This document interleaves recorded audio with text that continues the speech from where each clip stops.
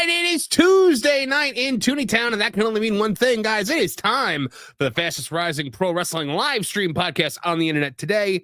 It is time for Tooney Talk Wrestling. Folks, my name is Marvin, and I am the Movie Monster, and I am thrilled to welcome you guys back. I am not recovered yet from that AEW pay-per-view, both in terms of mentally and physically, because remember when I said I don't get hungover? Well, apparently that was from long before I was the age I am now, and didn't involve me drinking half a bottle of cognac. So I have been, pretty ravaged for about 2 days. But the show must go on, folks, and I cannot do it alone. I need my awesome panel here with me. So let's bring him out. Of course, first, you know him, you love him. He has the kind of takes that you only get from being an enormous black man.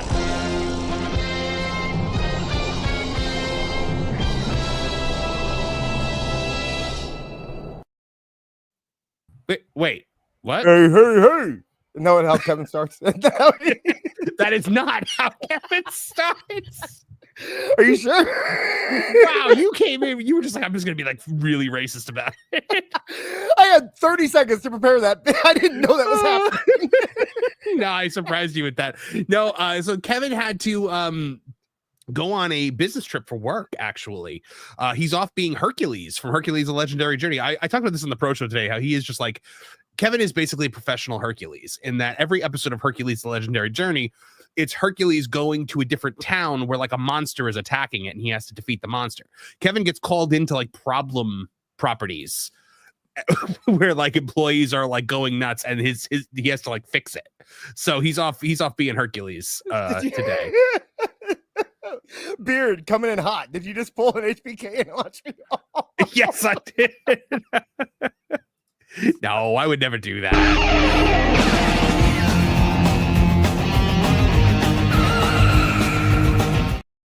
Who's your daddy, Tooney Town? No, she's not here. Got him. Yeah. Okay, well, let's bring Awful in for real this time. We should. Okay. Let's bring Awful in. Sweet cherry, make it hot. It's your life. Nah, he's not here either. Yeah, but it's not just the two of us. We are not, yes, it is the white guys takeover, and it's about time, Dis. The white boy summer. White boy summer. White boy summer here in Tooney Town. No, but it's not just the two of us today. We have brought in a special guest, a friend of yours, actually, Dis. So I will let you do the introductions and bring them on screen. All right, yeah, this is my buddy, Time Traveling. You can find him over on X, and I'm sure he will plug that. We're gonna call him Time. Hello, sir. He's muted. I have absolutely nothing to I'm muted here. I have absolutely nothing to plug. But yeah, my name is Time Traveling. How you doing today? As they said, it is white boy summer here in Tooney Town. I'm very happy to be here. Time, I'm very, very sorry for this horrible introduction of you. Like, I was expecting him to maybe give some background or actually talk about you. He's just like, yeah, this is my friend. His name's Time. No, I don't know what he's willing. We all like to keep it on the DL around here, so I didn't know. Right. I just kind of hang out in the background on the webs. I hang out in with some infamous people. 70 account followers that seem to drive the likes of certain other podcasts or wrestling newsletters crazy. Been a fan of wrestling for a long time, and you can occasionally find me over at the Start Button live show, but usually happens during this, so probably won't find me there. All right, awesome. Well, happy to have you here today. We've got a lot to talk about, guys. So much is going on with AEW, with WWE, with WrestleMania itself. So we got to dive in. But first of all, guys, as you know, this is a show that is made for you and funded by you. We got any generous super chats to keep the lights on around here. So we always encourage you guys to send in your thoughts to be read aloud on the air. We do stop in between news items to read your thoughts and make you guys a part of the show. We do break for $50 or more. So if you send in a super chat of $50 or more, we will stop whatever we're doing and talk about whatever it is you want us to talk about. So without any further ado, Blazing Bolts checking in for $5. His AI version of Meltzer. I don't study this. I know this. Yes. I did see the irony of using AI to create an image about Dave Meltzer arguing with AI. We had like, we need AI Meltzer. We need an AI Meltzer. no, so like the first like version of it was like, it was way too cool. Like it made Dave look like he was really cool. Like it made him all like jacked and he was like fighting robots looking all like, so I was like, no, like he needs to not look cool. And then it gave me like a big, like fat dumpy version of him. And I'm like, no, he's not fat. Then it gave me a really skinny version. I'm like, look, just give me something in the middle. And then it I argued with the thing, which is, what we're making fun of Dave about doing. But Liquid Fox for $5 Canadian says, Raph acknowledges Leo as his leader at the end of TMNT. So Leo is number one, but without Raph as his rival, he's nothing. Raph is still my fave, though. I chose to ignore Liquid Fox that you kept calling him Ralph because his name is not Raphael. It's Raphael. I think, wasn't Ralph like their lost cousin? Yeah. It must have been Venus de Milo. Maybe Time here can settle the debate with us. Who's the turtle? Who's your go-to? Yeah, who's your favorite turtle? Man, my go-to turtle. I think Raphael's like is probably my favorite for his attitude. But Michelangelo is a close second probably. So what you can tell a lot about a person by who their favorite turtle is. Like, are you brainy and you like Donnie? Are you a rebel who likes Raph? Are you a fake Raphael fan who calls him Ralph? Are you more of the straight and narrow Leo supporter, or are you the party dude? Which apparently you're the party dude. What can I say? I like a good party, and I like to be a little rebellious at times. Donatello is cool though. Like I don't mind Donatello, but Raph and Mike.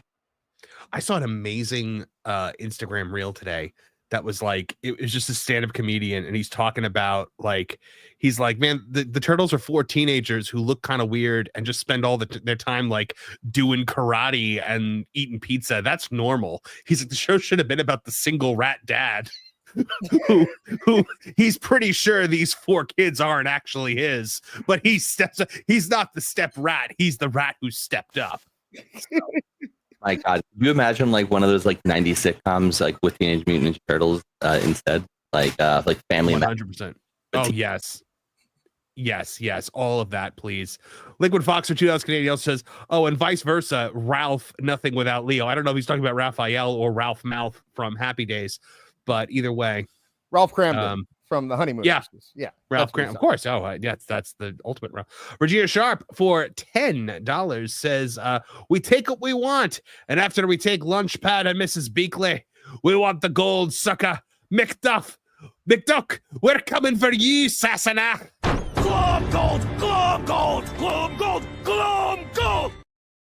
You didn't have to spell it phonetically for me, Regina. I watched the first season of Outlander. The first season only, and then I stopped. It was because I was with a woman at the time who really enjoyed it. My ex-wife, who I don't know if you've heard, is a bitch. CWJ $5 says, hello everyone, hope all is well. What is AEW's excuse for WWE to have 3 separate shows in the same city, each doing a higher gate than Double or Nothing? I guess the excuse is people were busy going to the WWE show. Well, you see, there was paint drying on television, and people decided to watch that instead. Tampa, a much hotter wrestling town than Glendale, Arizona, obviously. Well, you see, WWE has a 50 or 70 year advantage, and like it's just not fair to compare the two because people who like wrestling don't just go to wrestling shows. Well, there were other sports on that night, and wrestling fans. Oh, it's a well-known fact that all wrestling fans like other sports more than wrestling. Well, AEW fans like sports. WWE fans are nerds and only watch WWE. Yeah, those losers. Yeah, AEW is where the richest fan base watches, but everyone and most handsomest. The richest, wieners. Most successful, and handsomest. WWE is just for those marks. Yeah. Zach K for $9.99 says, thanks, Marv, Awful, and Dis for the watch party on Sunday. That was objectively the worst pay-per-view I have ever seen. Uncle Dave said it was the best show of 2025. Cock-a-doodle-doo indeed. Mike, did he really say that it was the best show of 20? That was the worst thing I've ever seen. Not the worst wrestling show I've ever seen, though that too. It was legitimately the worst piece of programming I have ever watched in my life. And I'm mostly speaking about that Anarchy in the arena match. Not only is Dave saying it, but it's pretty much the going like thing on in the IWC right now is that Double or Nothing was so good, and Saturday Night's Main Event was so bad. And the only criticism I heard or I read from anybody, any kind of AEW fan, was they probably shouldn't have put on the trios match after Anarchy in the arena. You think? Shouldn't have put on Nothing anything. should have gone on after that nonsense car wreck. I got hammered by a bunch of AEW fans because I pointed out the fact that it probably wasn't a good idea for them I knew to you were play. going to get hammered for that. Oh, I knew you were going to get hammered for that. I was waiting for what we're talking about. Is Dis pointed out how maybe the night that you do the Owen Hart Memorial Tournament, you shouldn't let the bodies hit the floor 5 times. Yep. I was waiting for Martha Hart said she was okay with it. Not even that. Not even that. I was called woke. Yeah. I was told. I was told that I'm reaching. Dis. I was told that I'm reaching. I was told that I'm virtue signaling. Which I mean, that's a fair. That's by a fair that criticism. fan base, by the wokest, know. most virtue signaling wrestling fan base that's ever existed. The same fan base that tried to say that Dom, Liv, and Rhea were doing a Janelle Grant, Vince McMahon storyline Good told Lord. me that this was a reach. That I said that wasn't bad. They didn't just play it. They looped it like They had- 8 times. They had Kenny Omega announce it and get the crowd like. And not only that, these He are the was doing same a people- sing along. These are the So- same people that were making fun of yeet parties, but had no problem with making the entire crowd sing "Let the Body," stopping the match completely and making the entire crowd sing "Let the Bodies Hit the Floor" over and over again. I want to get this straight. You're the one who's woke for bringing up that's bad optic. Yeah. But what are they for going on the tangents about WWE and their booking of black Grande? athletes and stuff like that, or the El Black Grande athletes, Americana stuff? women. Oh yeah, like if- Women, yeah. any of that.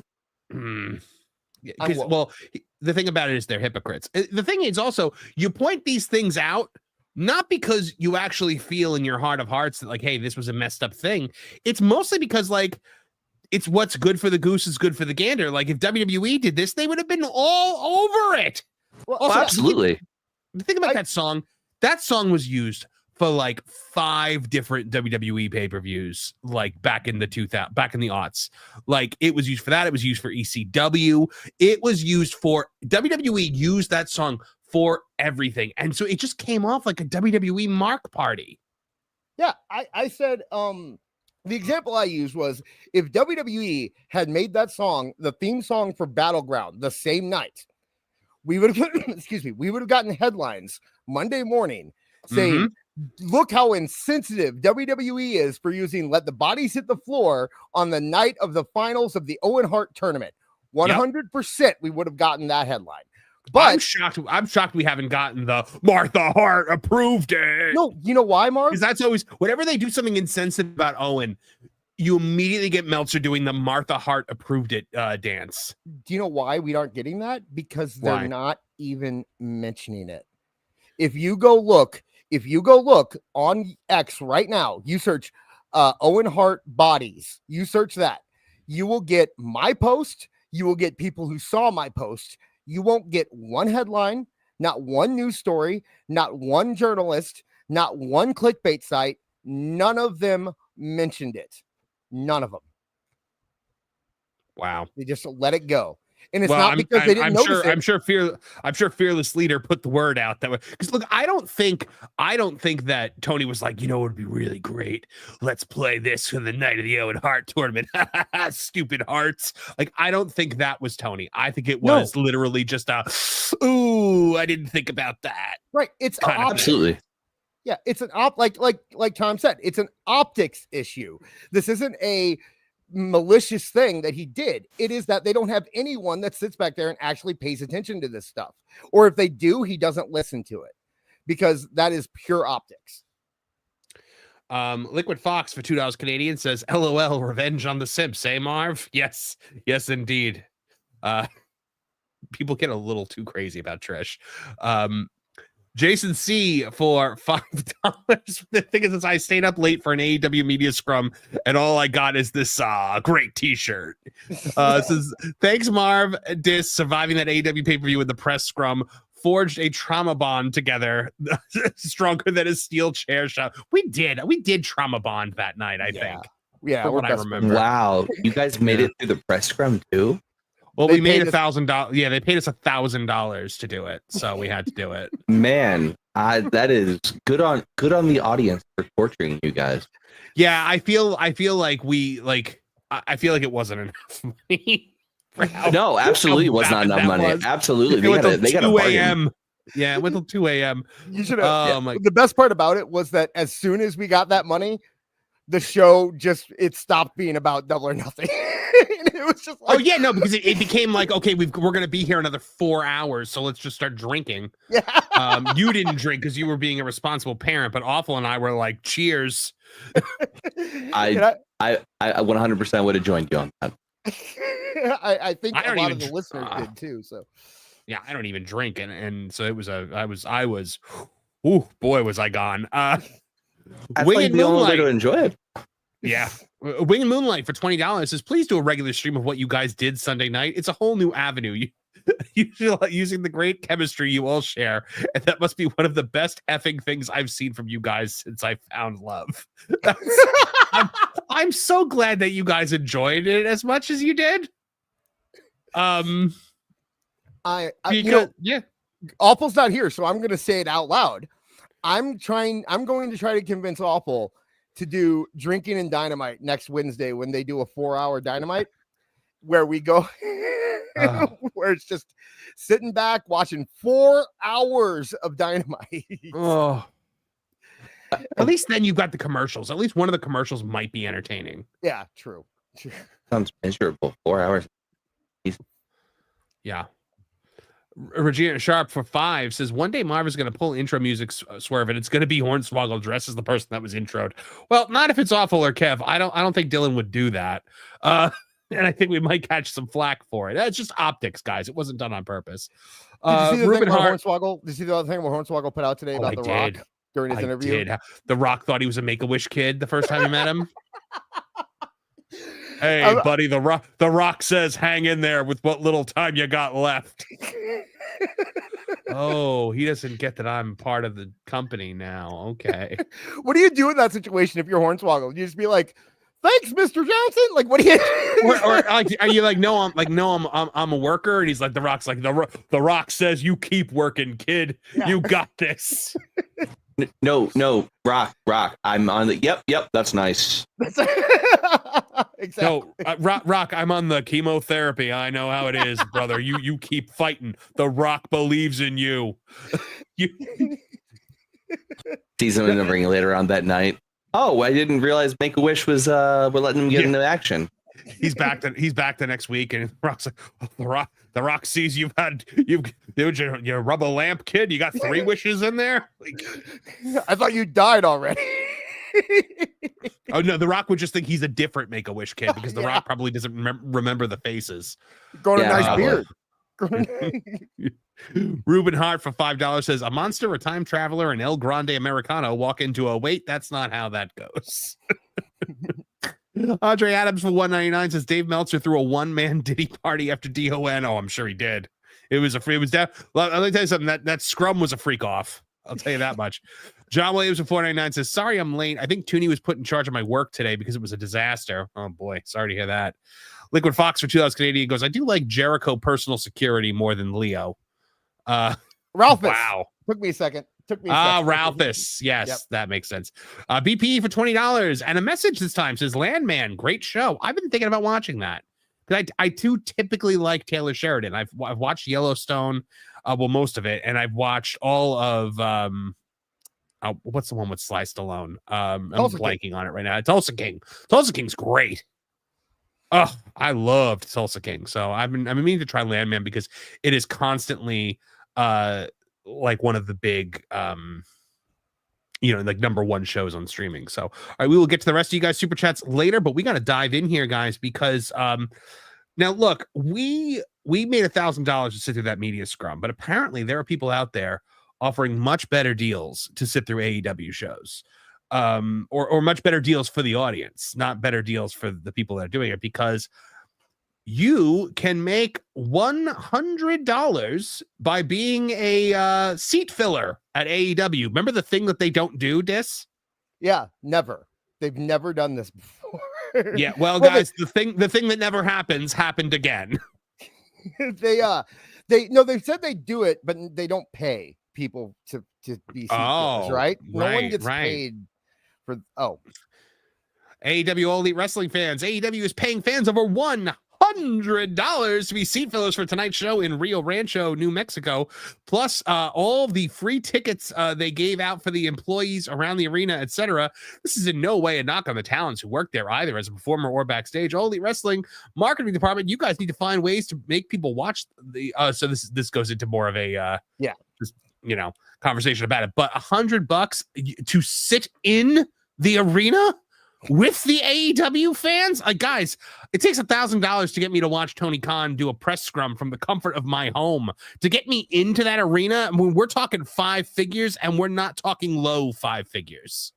Yeah, and by the way, the people who paid to be there didn't even pay $100 to be there in the seats that these people are going to be sitting in. Oh, no, definitely not. Time. So let's say you're offered $100 to go sit through an AEW show. Is that enough money for you, or do you need more? I mean, I paid to go to an AEW show 8 months ago. So, I mean, I'd probably take one for free. But what was the experience like?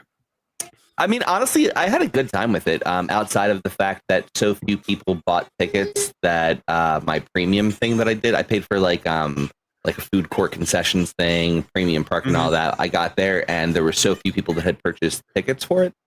They canceled it. I got a refund for that, like off of the extra fees and stuff, because they just didn't have enough people to warrant opening the catering up. Wow. It was certainly fun standing in line and them being like, yeah, so I know that you stood around waiting for food, but we're not giving that to you, so here's a refund. Oh, but everything's going so well. The whole year has been a win. Yeah. I don't know if I would go to another show. I don't know if I'd pay to go to another show, but if they paid me to go to a show, I'd probably go. I like wrestling, so like as it turns out, like I'm not going to sit down and watch Dynamite on a weekly basis because it's not like there's no story to it. But, or at least I'm sorry, there isn't a story I feel good about with Dynamite. But like a one-off show, pay me $100 to go watch some good wrestling. Yeah, sure, I'll do it. Yeah, I've said it before. If I was going with my friends, I'd go. I mean, I'd pay $20 to go to an AEW show if I'm going with friends that watch wrestling and we can just do what we did on Sunday, except together in a group in person and just hang out and watch. You're around them all. I can go back. No, yeah. Have you seen those arenas? You can find a place where there's no one around you. That's true. That is true. If you're like me and you don't like to be around people, like the best place to go might just be an AEW show. I will say the funniest part about going to the show was I opted not to wear my CM Punk hoodie, just for fear of being in enemy territory. So I was hanging out there, but like everyone around me was starting to try and get CM Punk chant started. Yeah, I've said it before. It seems like the people who go to the shows aren't the quote unquote sickos. They're not the people in the IWC. I firmly believe don't actually spend money to support AEW. Not at all. The people who go to the shows. You saw it. You saw it in the in the live chats on the live stream. People are link. Yeah. The people who go to the shows seem to be more just casual wrestling fans who are going because it's wrestling, and Yeah. if that's what it is, more power to you. Got no problem with that. I get that, especially if you don't keep track of it. Like if you don't watch AEW ever and you see they're coming to your town and you're just a casual wrestling fan, you don't go check stuff on Twitter and that kind of thing, and you're like, it's $20, I can go to a wrestling show, sure, why not? And then you go and you're like, oh wow, that sucked, but hey, you know what, I had a good time. Like that's how I remember like I'm talking like maybe more than a year ago, maybe even before we even had this show, people were talking about AEW seat fillers, and it was just, they don't do that, they would never do that. And then they did a backstage segment where there was a sign that said seat fillers this way. And then everybody was like, that's for the arena, that's not for AEW. And everybody was like, no, it is. And it was just, oh, sorry, go for it. No, saying like the thing is, like, there's no shame in it. Like WWE used to use seat fillers back in the day. The reason it's so the reason it's so funny is just because of the fact that like people want to deny that it's happening, and it's like, no, it's happening 100%. It's happening just as sure as they're distributing tickets to people, doing BOGO deals, buy one get 3 deals. Like they're trying to get the venues filled up. The funnier thing for me is the fact that in spite of doing all these tactics, they still can't fill these places up. Well, that's the thing. It's not. It is a normal business thing, like you just said. It's something everybody has to do at some point. Like you said, WWE has done it. Pretty much everyone has done it, right? WCW was giving away free tickets also, and they were doing a lot better than AEW. When adjusted for inflation, I guess you could say. But it's just the fact that the fans were so obnoxious about the fact that AEW would never do something like that. And then, to be fair, WWE probably still uses them. They Probably. but the reason would be, okay, we sold 17 seats in an 18 seat aisle, and it's on the hard cam, and we don't want to look empty, so we're gonna, we pay somebody to sit there. That stuff happens all the time. It happens at the Oscars. Okay, they do that everywhere. So it's not a big deal. It's just that they get so defensive about it and they don't want to admit it. I'd be curious about if Tony Khan would admit to it, because there's a lot of times where I think that, it's just the fans. The fans are like this. And then someone finally asks Tony about it and he denies it too. So of course he does, because he's them. He is them. It's true. In a lot of ways. I mean, not in the ways where like they have to think about money, because remember when you said online that like Tony doesn't think about money the same way other people think about money, and everybody like shouted you down, and I'm like, no, it's true, he doesn't, because he doesn't have to. Right. He has always solved every problem by giving people money. I had a conversation earlier today about like, what do you think that they were talking about Martha, and they're like, do you really think Martha would be okay with this or do you really think they would do this if Martha said she wasn't okay with it? And I said, do you think Martha? So you did get the Martha. One Martha person was okay with it. It wasn't a big deal. Like it wasn't one of the retweets or anything, but I did get one person who was asking, like, of course Martha was. And I said, do you think that she would say anything about it, considering that she is drowning in Tony Khan money right now? Or do you think that Brody Lee's wife would be upset about anything they do with his name, considering the fact that they still pay her bills and they still support her? And it's just, that's how Tony knows how to make people happy.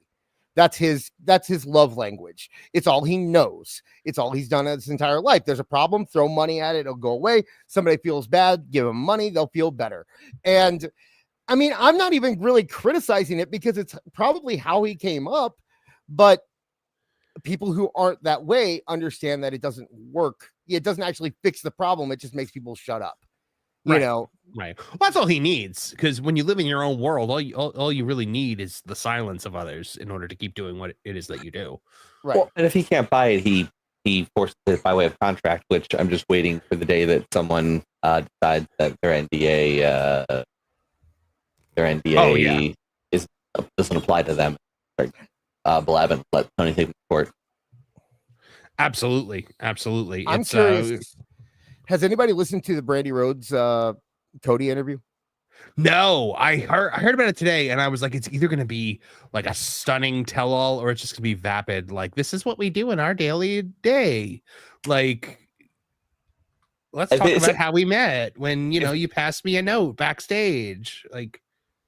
Yeah, if it's already out and we haven't heard about it, I feel like we couldn't have had anything too salacious. Yeah, no, they came out there and she was like, I hate Britt Baker. I hate Tony Khan. They did this, that, and the other thing. We would have heard about that hours ago. So, look, Cody, first of all, I'm sure they're both under massive NDAs, but I also don't think Cody would do that. Does that make sense? Yeah. I don't know, dude. You'd think he wouldn't, but then he goes on Chris Van Vliet and, says everything. So I don't know. Maybe the thing is, I think I remember hearing. When did he say everything? I mean, he says a lot. He says more than you think he would. I've heard rumblings that it's possible that Cody is under an NDA, but Brandy isn't. So that's the only reason I was curious about if they, because that would be, because then Cody could ask her questions and she could give stories and they're fine. And if you don't think that's possible, remember Cody changed Brandy's last name to Rhodes so that they could be announced on the indie scene as Cody and Brandy Rhodes. Right. So he is absolutely willing to do something with his wife to take a shot at another company. Right. I on my playlist the other day, we're driving in the car and Cody's theme song comes on and my wife gets a kick out of it because when it says like every part out of control, she thinks it sounds like Paw Patrol. So we're listening to it. And then as I'm listening, I'm just kind of listening to the lyrics and I'm like, this entire song is just WWE, and now it's like plays on WWE programming every week. Like the whole song is WWE living rent free in Cody's head when he was on the Indies. Yeah, and who do you guys think it was that took it all away? but it's such a banger song. Like it's so damn good. It goes so hard. Like it's crazy that Downstraight has become like one of like the wrestling band right now. They do so many people's themes. They think they do Ziggler's, they do Cardano's, they do Cody's. That's really cool. Don't they do Mrs.? I came to play. Isn't that them? You know what? I think you're right. Actually, now that you mention it, I do believe they do Mrs. Yeah. So yeah, because they did that. They did that picture at one of their wedding. Oh, it might have been Mrs. Wedding, where it was all the Downstrat. It was Downstrat with all the wrestlers that they've done theme songs for, and I'm pretty sure Miz was in there. I know Dolph was in there. It was neat. All right, so Tony Khan, seat fillers are happening, but enough about these losers with dreams. Let's talk about Jessie the Body Ventura. Can we just please someone talk to the people at NBC and be like, look, you don't need Jessie Ventura on these shows. Yeah, because. My God, is he? But you know what? One of my friends was like, "Does Jessie Ventura have dementia?" And I'm like, "No, Jessie Ventura has always been this." Right. Like, so Jessie Ventura, like, first of all, like during the cage match, he was like, "Wow, they could leave out the door, Gorilla," because I'm convinced he thinks that Michael Cole is Gorilla Monsoon. It's like, they can leave out the door, Gorilla. What is like Jessie? You've been around this company for how long? You know what this sounded like to me is it sounded like Jessie showed up and they're like, okay, let's go over the script and go, I don't need to see that crap. I know how to get this stuff over. So they get to the cage match and he gets it over by saying they're never going to escape. And they're like, uh-oh, don't put that over, I mean, the thing about escaping out of the cage and him being mad about it, I mean, that kind of makes sense in Jessie's character because he was like Bobby, right? He would like criticize the face no matter what they did, and he'd always go with the heel. So if Drew McIntyre would have walked out of the cage, he would have said, that's a smart move by Drew McIntyre. But if, since Priest did it. How about the fact that he was like, Pat McAfee, the first announcer to wrestle a match since me. And I was like, what? The same night. But no, you're totally... Jerry Lawler has done that. He's announced matches that he's wrestled. But no. Jessie doesn't need to be there. Wade Barrett is the new. He does that role already, and he has chemistry with Testator. Just have Wade Barrett do it. Why not? But apparently, it's an NBC thing. Apparently, NBC loves Jessie Ventura and wants him on Saturday Night's Main Event. Really? That's what I had heard from a friend. I don't know how true it is, but that's just what I had heard. That it's an NBC thing. That's insane. I would have thought that was Apollo Vestal. You know, they also took every picture of Hogan out of the opening this time. Did they really? They did. Every shot of Hogan got taken out. So have you ever seen the Jessie Ventura story, the 1999 biopic? Yes, of Jessie Ventura. Where they did the thing like he narrate, like they had the actor narrate it as Jessie Ventura, so just walk on the screen. Everyone's like, back in this time, you know. But it's so weird because they insert him into things that he had nothing to do with. Like he's integral to the Montreal screw job. Like he's standing there. He's like, "Don't worry, Brett. It's gonna be a schmaz." And then like I've made sure of it. Don't worry. And then like the screw job happens, and Jessie Ventura is standing in the middle of the arena while everything's going on around him, and he's going, "It was supposed to be a schmaz. It was supposed to be a schmaz." And I'm like, Jesse, you had nothing to do with this. Like, I was shocked Bruiser Brody wasn't in there. Because every habitual liar in wrestling now wants to claim that they were in the room when Bruiser Brody was killed. The only person that was there was Tony Atlas, and he almost got killed too for it. And we forget, Beard brought it up, but yeah, they made it seem like the reason that it was in there is because they said that it happened to him first, that he got screwed that way. Yeah. You know, so that's why it was like it was kind of the turning point of the movie. Like it was the crescendo a little bit. It was weird. Mm-hmm. I have now. Yeah, it is. You can find the whole thing on YouTube in its entirety. It's up there, all 1 hour and a half of it. It is wild. Sounds amazing. It is just a wild movie full of just like verifiable lies.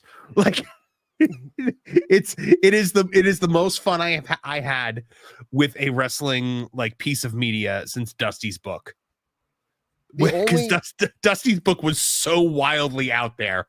It was like Dusty said that like Vince Sr. called him from his deathbed to be like, "You gotta stop my son dream. He's gonna kill the business. You're the only one who can stop him." The only Vince Sr. worked with Vince Jr. while he was taking over everything. The only person who did a worse impression the only person who did a better impression or a worse impression than the guy who played the part in the movie is Will Sasso. Do you ever see Will Sasso doing Jessie Ventura on Mad TV? No. Yes. It's so bad. I saw him wrestle a match with Bret Hart, and that was about as much Will Sasso as I needed in my life. It's because Will Sasso actually doesn't do terrible impressions, but the problem is that whenever he did them on Mad TV, the entire joke was, "Hey, it's like the guy you like if they were a fat guy." That's what it's like. Right. Someone realized they can't. Anyway, go ahead. Beard is saying you guys need to watch the 1974 movie The Wrestler. That's the Vern Gagne movie, right? Yes. By the way, big shout out to AEW Neckbeard's the wise man of this channel. Hail to the wise man, mod extraordinaire man in the chat there with you guys here tonight. But yeah, oh man, it is so funny, the Jessie Ventura story. Like so like that's what and if you've ever heard him do an interview, I mean, the guy is certifiably insane, which the greatest interview of all time, he was on Opie and Anthony. And he starts with his like, "Oh, and John F. Kennedy was assassinated by aliens from the Andromeda galaxy, and you can trust me because I was a governor and a Navy SEAL." And Jim Norton is just like, "You are a crackpot." Like just full out. It is the most uncomfortable interview of all time because Jessie Ventura and because Jim Norton just calls him out. It's unbelievable. I love the conspiracy theory show. Where he was like, "Are you really going to shoot a governor of Minnesota, an officer of the United States if I walk over this line?" And then yes, my favorite one though was when he went down the street from me in Springfield, Missouri, there's a big underground bunker, and Jessie Ventura went there because it's owned by the government. And he was like, "Who knows what they're hiding inside of this underground bunker?" And he tried to get in. You're there. He drove inside of it, and they kicked him out, right? And he's like, "What secrets are they trying to keep from a former governor of the United States of America?" You know what's in the bunker? They put out something like 2 days later. They're like, "It's filled with cheese. There's a Kraft cheese factory in Springfield, Missouri, and they got them there by leasing out underground storage. What are area they to them. putting in that cheese? You got to ask yourselves these questions. How many mice are they trying to rope into their schemes with all this cheese?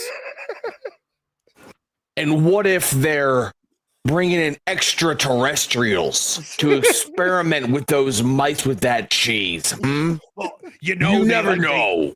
Well, they say the moon is made of cheese, and where's the moon? In outer space, where the space aliens live. Is this a coincidence? I don't know, folks. I'm just a governor and a Navy SEAL.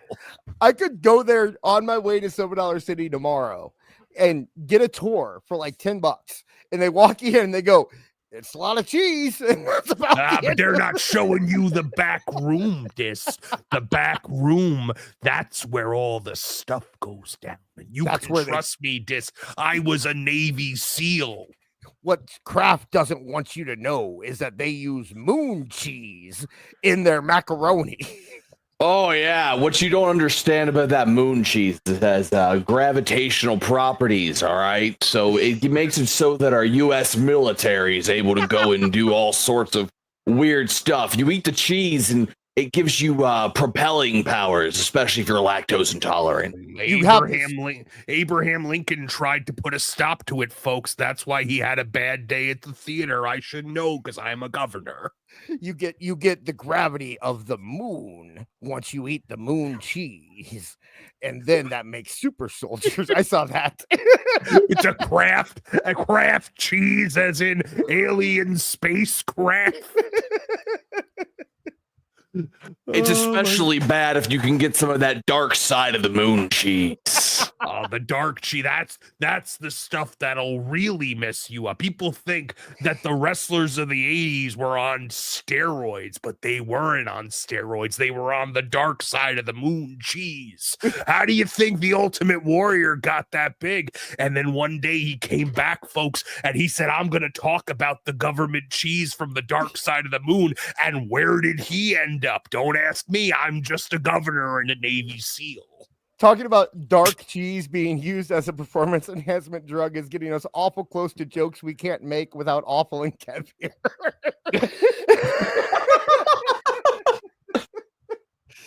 If it's uncomfortably close, folks, then you're asking the right questions. You're darn right, brother. Wait, wrong guy. No, he said brother too. Yeah. We're good. We're good. I'm trying to silence you. That's what I'm doing. I'm from the government. I'm trying to. Wow, I didn't know that Marvin the Movie Monster was a government shill, brother. I can't believe it. You're trying to keep people from hearing about the dark side of the moon cheese. Wait till they find about that Martian cheese. What's that stand for? Dystopia, folks? These are the questions you have to ask. Because otherwise... When I was shooting the movie Predators, Aliens, I forget. Predator. It was Predator. Yeah, when I was shooting the movie Predator, that was all using that moon cheese. I had a special stash. That wasn't a movie, folks. They want you to think it was a movie, but me and Arnold Schwarzenegger and Carl Weathers actually hunted a space alien through the jungle. They filmed it and they were like, this is gonna get out, so we gotta just put it out there and claim that it's a movie. Oh, Jessie Ventura. I tried to start a wrestlers union. Oh wait, that one's true. Wait, true story. On to another one. Have you ever seen the clip of Brooke Hogan talking about a wrestlers union?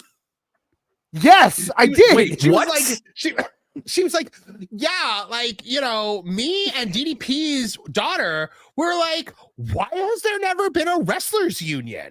Like, why did no one ever start a wrestlers union? And the guy doing the interview was like, do you seriously not know why? I need to see if I can find that clip. Hold on. I'm pretty sure it was right around the time she probably had to join SAG. And so she figured out what a union was. That was the first time she had ever heard that word before in her household. Yep, I think I found it. Coincidentally, she doesn't talk to her dad anymore. That's really weird. That is true. That is true. She didn't talk to her mom either. So Oh, we learned. Yeah, we learned that. All right. So I found the clip here, guys. When you see the clip, guys, don't worry. It is not Hulk Hogan that you're seeing on the screen. It is actually his daughter. It is very easy to get the two of them mixed up, but because she really has his face. My God. it's also not Charlotte Flair, who she oddly kind of looks like. Yeah. Yeah, she doesn't talk to her dad, but she has no problem using the Hulkamania banner. All right, here we go.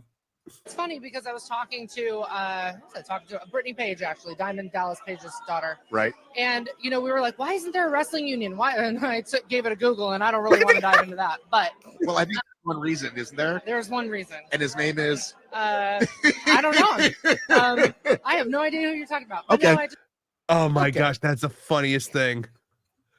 Like, why is there no wrestlers union? Well, there's a reason.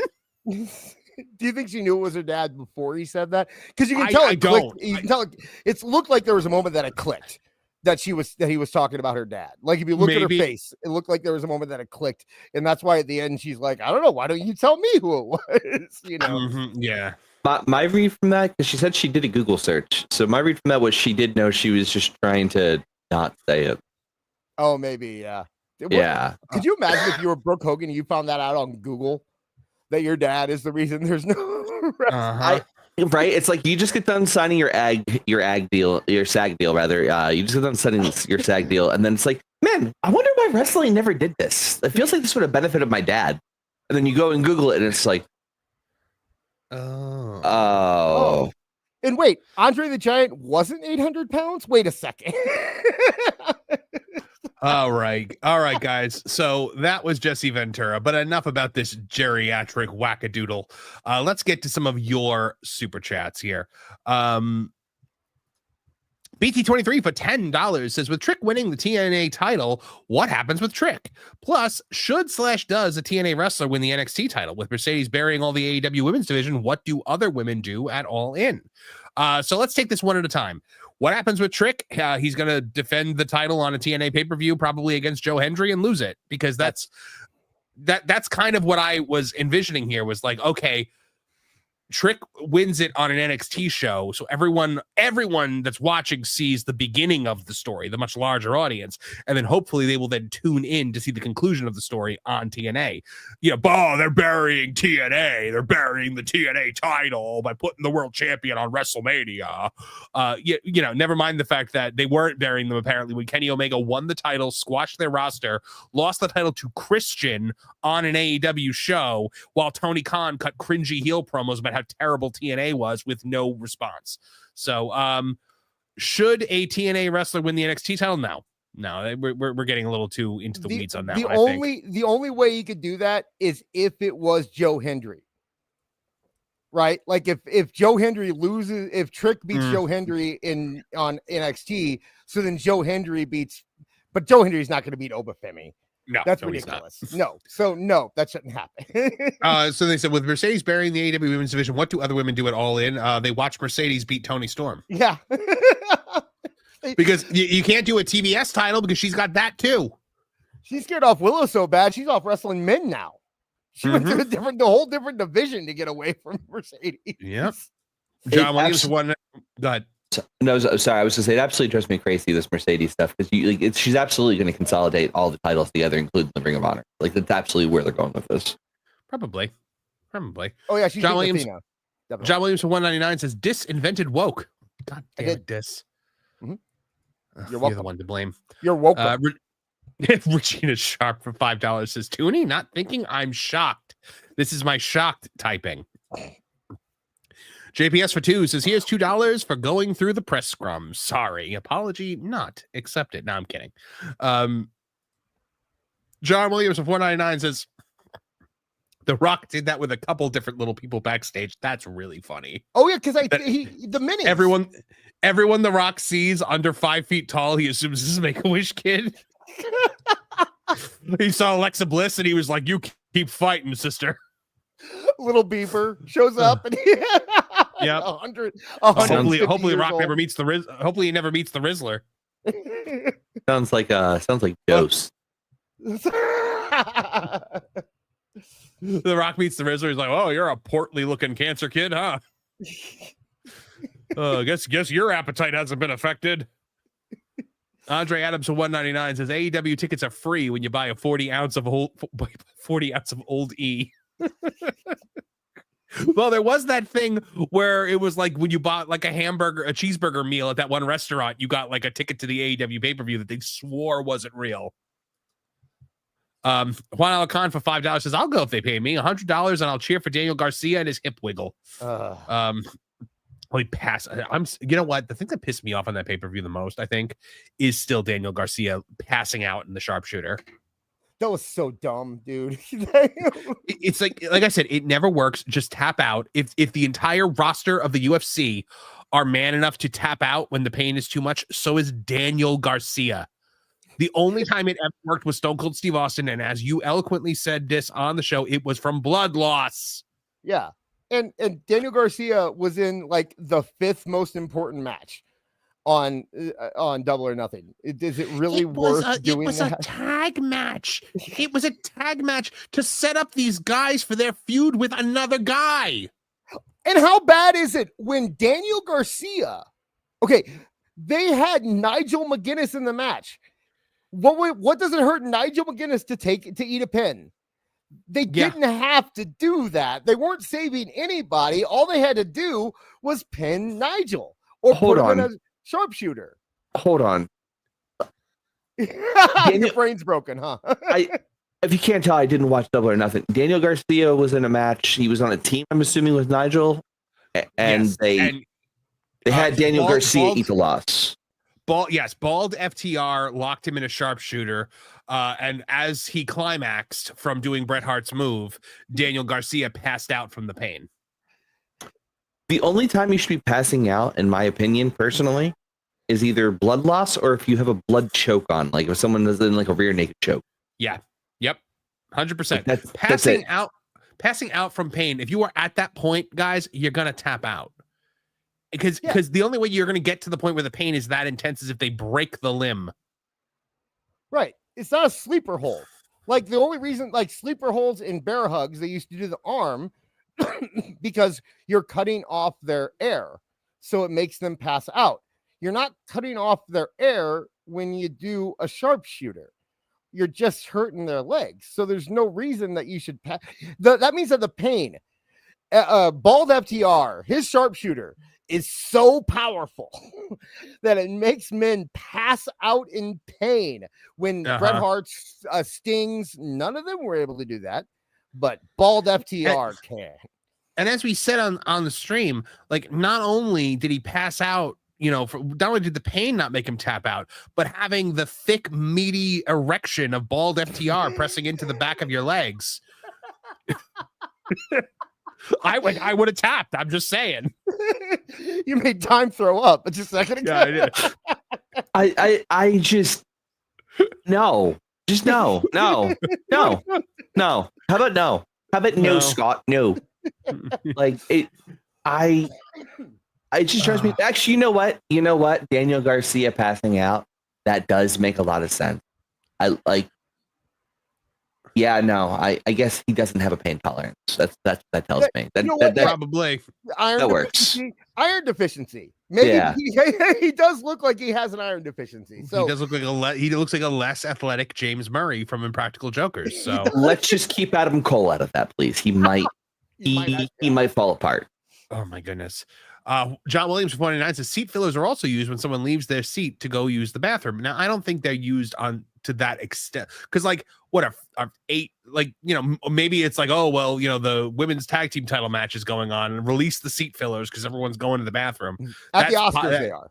At the Oscars that's what they're used for. I don't think I can't imagine them being used for that at an arena event. Andre Adams for 199 says Daniel Garcia, then who isn't strong enough? Daniel Garcia, when who isn't strong enough? John Williams for 499 says TK, my dad also gave me money to keep my internet friends to stay away. 1KQ for $2 New Zealand says Cody has said on CVV AEW's problem is their fans. I had not heard that. That's a great quote. MJG for $1.99. Of course, who would hate those fans more than Cody? Please buy lots of high noons for White Boy Summer. White Boy Summer. White Boy Summer. 1KQ for $2 New Zealand says, who needs Ventura? Let's just get Will Sasso. Yeah.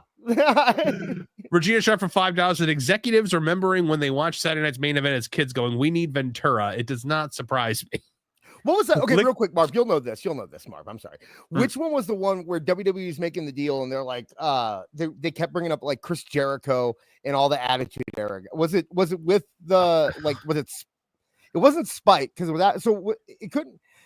Man, was it Fox? It was Fox, wasn't it? Okay. Where they kept asking about Jericho and Yoko. No, it was the Saudi Prince. I'm sorry. Remember the Saudi Prince was asking for Jericho and Yokozuna? Yeah. Well, pal. Well, pal, Yokozuna's dead. Well, we can fix that. Isn't that when they brought some other random person in who was like a large guy? I forget. They brought some random talent in that made no sense to be there. I don't remember. I do remember that was their response was to make Undertaker and Kane team up to fight Shawn Michaels and Triple H. Yes.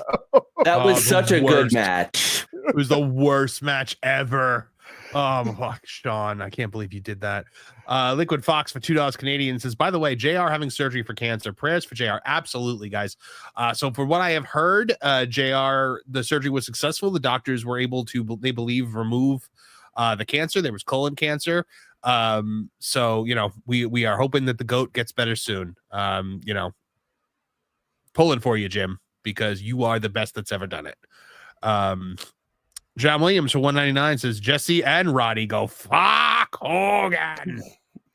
No, it's just Rodney. That's my tag team partner. Yes. Okay. So here's the thing. I think we learned this on Tooney Talk TV was that Roddy Piper and Jessie Ventura did a pilot together. Oh, it was on here. The pilot called Tag Team. Yeah, because me and Kev both watched it when it was airing. For some reason, I thought Martin Stone brought it up on Tooney Town TV. That might have also happened, but I never know because I remember Jesse saying about Roddy. He's like, I can't be impartial, Gorilla. That's my tag team partner.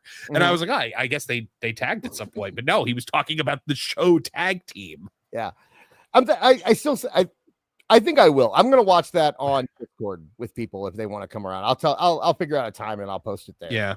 I want to watch that. So Regina Sharp for $5 says, and Wendy Richter was the first screw job. Remember Wendy? It was supposed to be a schmaz, Wendy.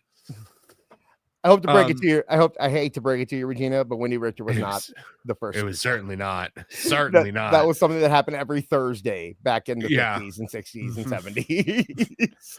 70s. John Williams for $4.99.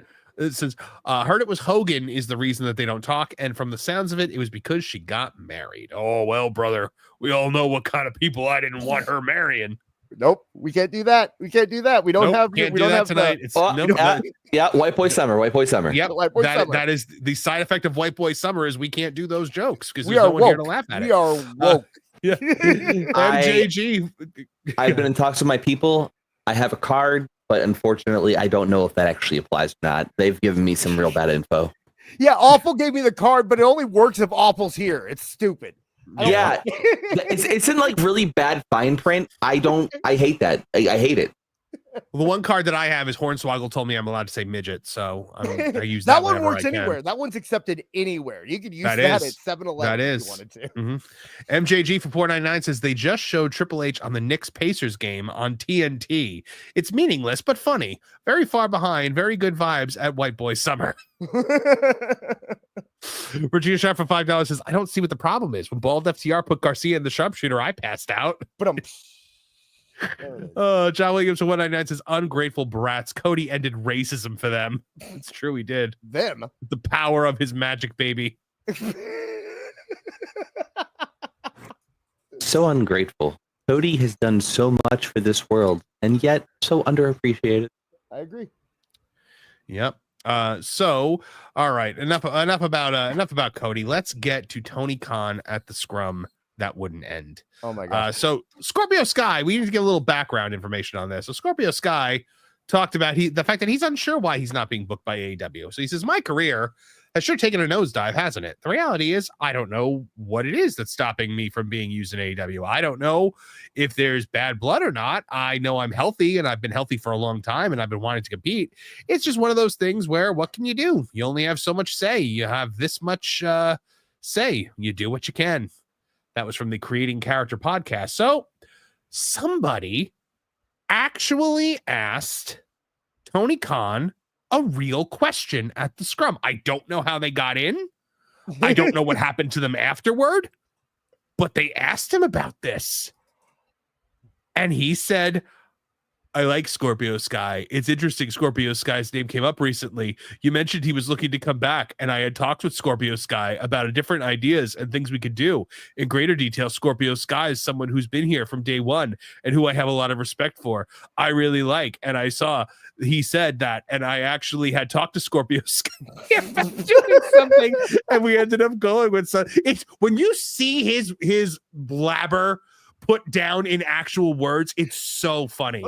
Remember, I had talked to Scorpio Sky about doing something, and we ended up going with something in a different direction. It's kind of a long story, but it would make a lot of sense in context, but maybe not now at this time. I had an idea for Scorpio Sky that I think was a good idea, and we talked about it, and I think it didn't work out for reasons between us, but also it's totally a legit thing, and I'm fine with it, and I would like to use him for a different idea when the time's right. Like, that is just blather. Can I just point something out here?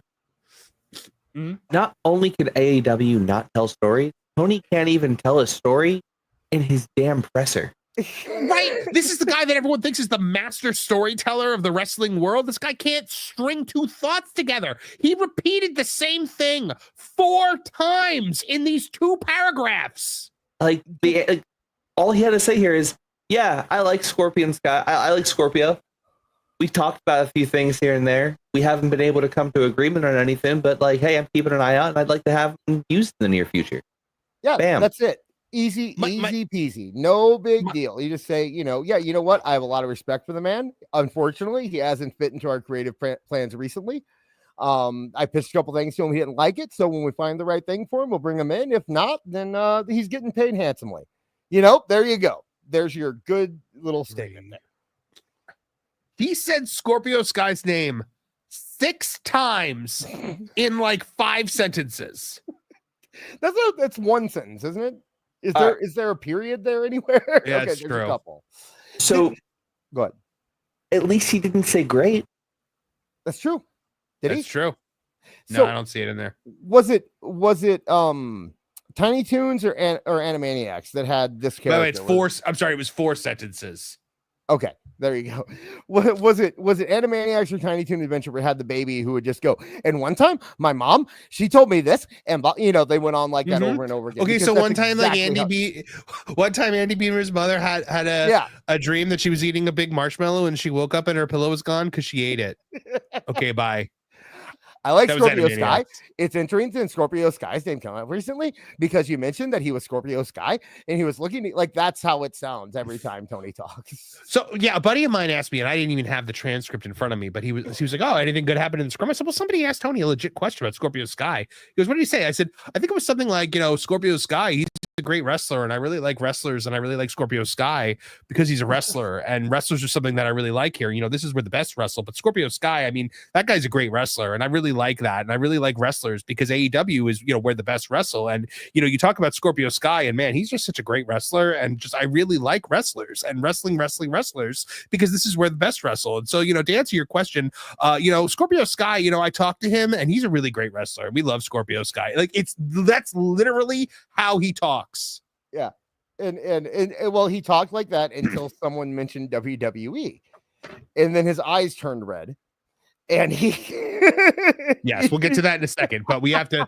So obviously something happened where somebody called into question what Tony called into question Tony as a boss, right? Scorpio Sky did, yeah, yes. So we all know what's coming, right? absolutely. Jason Alexander recently explained the heartfelt reasons behind his decision to sign with AEW rather than WWE. Well, part of the reason was WWE probably wasn't interested, focusing on the importance of feeling genuinely valued by his employer. His experience with AEW president Tony Khan left a strong impression on him during Khan's visit to Impact during the lockdown era. I got this impression that as a boss, he's somebody that actually cares for his employees. You're not just a number and you're not just an asset to that company. He actually cares about you. Yeah, until he doesn't want to resign you, and then he hides under his desk and hopes that you forget his phone number. This sense of care and personal connection was crucial for Alexander, who compared it with the less personal corporate atmosphere he believed he'd face elsewhere. I just wasn't comfortable working somewhere where I would just be an asset, something that you could just toss away in an instant. Hold on. AEW is where you went because you didn't want to just be tossed away in an instant? Dude, ask some questions around that locker room. Seriously? I feel like the other caveat there is it's a place that Tony really cares about you and he really loves you until you say something positive about one CM Punk or until a new toy comes in. Until he just forgets about you. Yeah. Until he just flat out forgets about you. Like Camille's doing great, right? Or Deanna Perez. The person that they brought in to replace Camille is now replaced. Okay, that's how deep we are down this rabbit hole. The people that they're bringing in because they forget about people are now being forgotten. Right. Culture Casino, what are you doing here? Culture, what are you doing? You never watch wrestling. What's going on here? They're here to felt you, Marv. Oh my goodness. I love you, Culture. So he says, I wanted somebody that's going to care about me and care about the fact that I have a family that I'm feeding. Well, just talk to Bald FTR because, anyone who's right now we're assaulting Bald FTR's family, apparently, according to what he says. And that I do have such a passion for this. Ultimately, it was AEW's culture of compassion and respect embodied by Khan that convinced Alexander to make it his new home. Source Shaq Wrestling. Oh my gosh! Hey, I hope young Jason is as Marv likes to call him. I hope young Jason having a wonderful time. Are you bringing up the fact that Marv said Jason Alexander and not Josh Alexander? Because I'm picturing George Costanza in AEW. Oh, did I say? Yeah, Jason? you did. Did I say Josh? Now I need to get an AI image of George Costanza in a wrestling singlet with the headgear. I said Jason Alexander. Okay. The chat's been talking about it. I heard it too. I just didn't want to interrupt you to make the joke, but oh my god, that's really funny. Actually, I was just watching Seinfeld, so I actually cut. That's Tony Khan, Jerry. He's the best. He pays me all this money. I don't have to do anything. I think they're gonna catch me. You think they're gonna catch me, Jerry? It's like when he went to the Yankees and didn't do anything for. Yeah, he slept under his desk. Yeah, I went to sleep under my desk, and Tony Khan was already under there. That's just Chris Daniels at this point. So Paul White, then aka the Big Show, confirmed that he's still with AEW and he's happy with the company and Tony Khan's direction board. He said, "I'm still with AEW, still very happy with AEW." I saw this, and you know what this reminded me of? Mark Henry said that him and Paul had an ongoing rivalry. Where they would go out of their way to see who could go the longest without talking to Tony Khan. They would just dodge his calls. They were doing everything they could to avoid talking to him. I'm very happy with him and what he's doing. And what he's doing is paying me $1 million a year to do nothing. We've gone so long without explaining that joke. I had to stop you because you need to explain that voice. What, the voice? Yeah. It's just our Big Show voice. It's the Big Show voice that Kevin and I have been doing for 20 years. Because when the Big Show got sent to OVW because he was in a vignette with Kai and Tai, and he called them Goof, GOOFS. and some people thought it was a racial slur, and so he got sent to OVW, where we used to just like so Kevin and I used to always go, "Ah, sad goofs, ah, sad goofs." It's just, every time you do it, I just hear Hamsar from Homestar Runner. Oh, I'm a cup of coffee. You know, that's So he goes on to say, "I appreciate Tony and the way he treats talent, like he doesn't make me wear a diaper and call myself Baby New Year. You're gonna make me. Sorry. The kind of liberty that Tony gives talent to discover themselves and find themselves because he doesn't talk to them and just pays them $1 million." Oh, okay. It's starting to hurt my voice now. It's not a cookie cutter process in AEW. They're not saying this is your ring entrance. This is how you pose. This is what you wear. Show knows exactly what he's saying here. I'm sorry. Show knows exactly. He is slamming AEW without slamming AEW. He's right. The translated. You've Yes. already translated it 4 times, Marv. This is, I'm happy that he's paying me 7 figures to do nothing. That's what this. I says get right paid a lot of money to just be big and be alive. to not be in WWE. That's what he's being paid to do. He spent $1 million to buy Captain Insano, and we didn't do nothing with it. AEW is very grassroots, authentic, and for me at this stage of the game, I appreciate that. I appreciate being left alone. It's Just grassroots being paid a and lot of money. It's grassroots and authentic, which means they only message me when they want me to say something nice about Tony Khan. And then I spend the rest of the day tweeting on my AEW mole account. I mean, nope. That, by the way, that is not a confirmation, guys. We don't know. We just always like to joke that it'd be really funny if the mole was a big show. We're actually pretty sure it's not, but it's really funny to guess that it is. All right, what else we got here? So then Tony Khan was asked a question about, a certain thing that happened. Well, okay, we'll talk about that in a second. Hold on. Let me get. I gotta look at this in order. Where is the Tony? Yes. So he was asked about the fact that NXT keeps counter programming him, which this is my favorite thing that he says, by the way, because when he freaks out about this, he's acknowledging that the developmental brand is his direct competition. Right. Like if WWE, before they were working with them, wouldn't have freaked out if TNA ran a show on the same night as them. It would just be like, oh, well, that's a really dumb idea for them. But, Tony actually gets threatened by it because we only know why.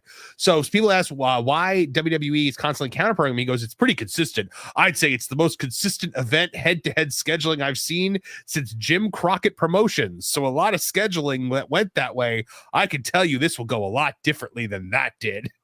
Well, yeah, Jim Crockett Promotions continued on and became WCW, which, by the way, had a few more shows that went head-to-head with WWE programming than that.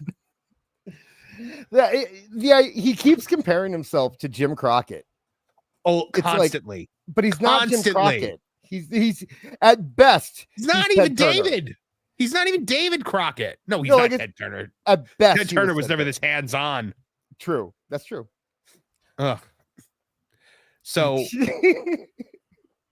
I just, so now, Triple was like, oh, yeah, because Bash at the Beach, I'm sorry, Bash at the Beach, I should do Bash at the Beach, but Great American Bash, NXT, is going to go head to head with All In, apparently. So originally it was supposed to be the Evolve pay-per-view that went head to head with All In. Now it's an NXT pay-per-view with a WCW legacy name tied to Dusty Rhodes. Well, the weird thing is, I don't even know if NXT is going head to head. I don't know what time All In starting, to be fair, but NXT is during the day and Saturday Night's main event is at night. So either way, they're getting, crushed clearly. But I don't know. Okay, we talked about it on Sunday.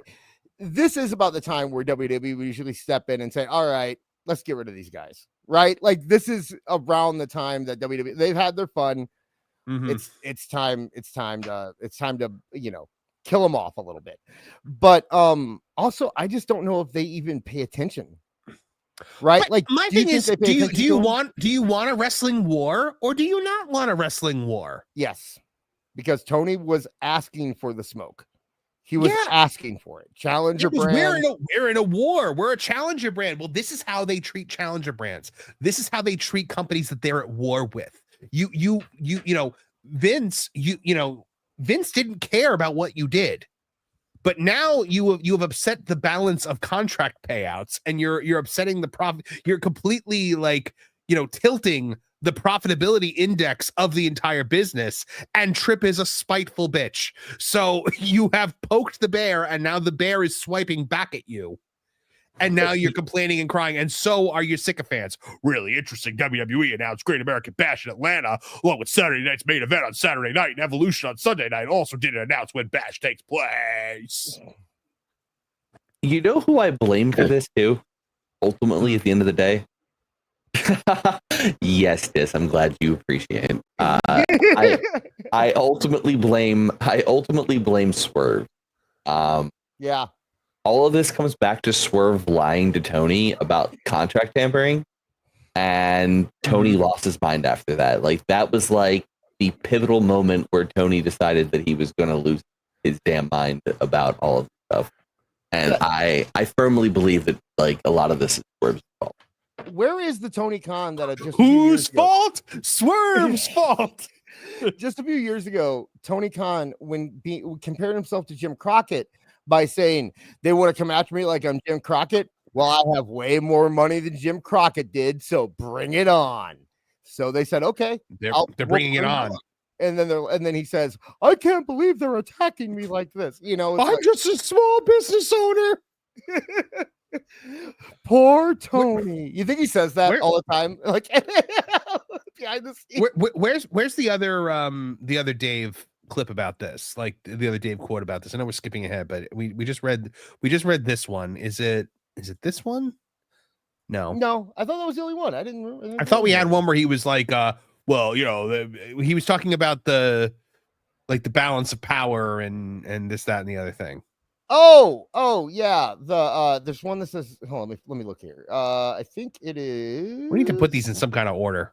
They are in order. It's just you're pulling them out of order, which changes things. Oh, you need to read my mind and put them in the order that I'm going to do. There we go.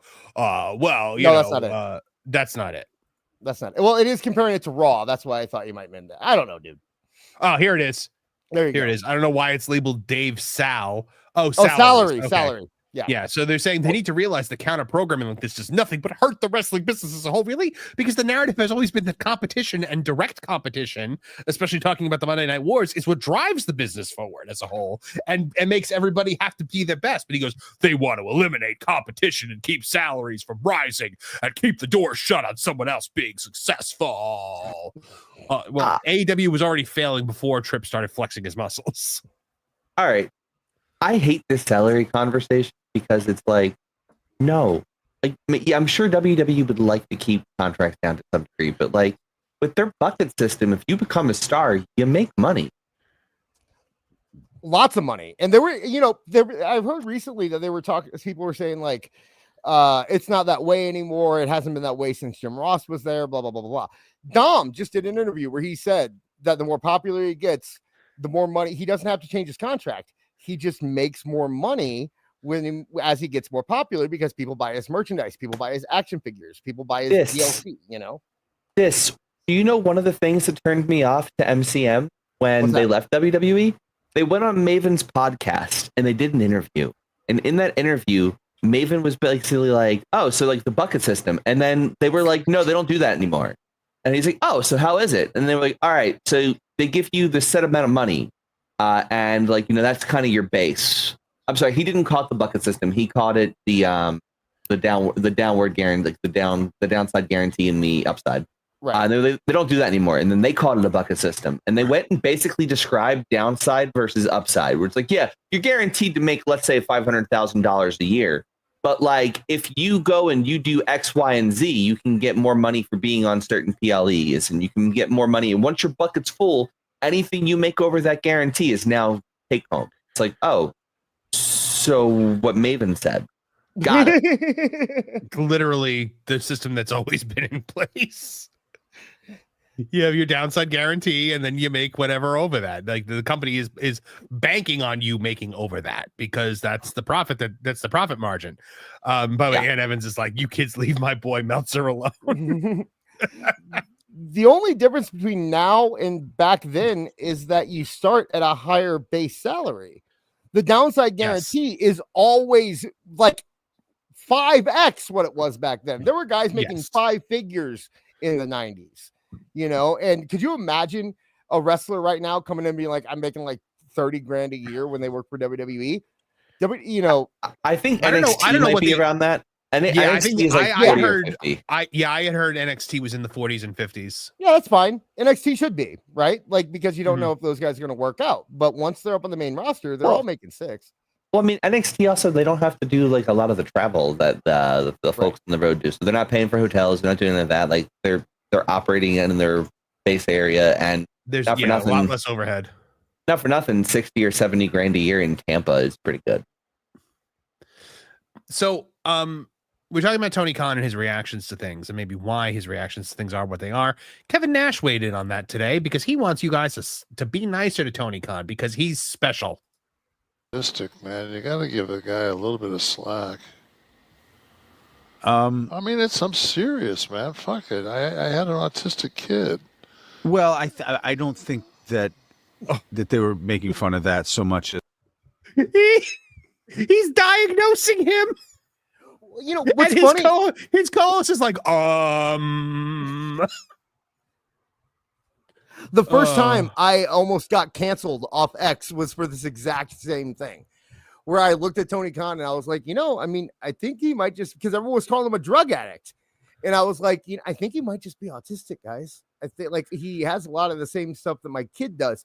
And they were like, I can't believe you just called him the internet word. And it's like, no, I was saying, I had internet word. Yeah, apparently that's a bad word on the internet. Wait, I thought the internet word was the like, kind of stuff you need a pilot here for. Yeah, they're both internet words. No, that's the gamer word. That's the gamer word. My bad. That's the gamer word. Wait, no, I thought redacted was the other one. We're fine.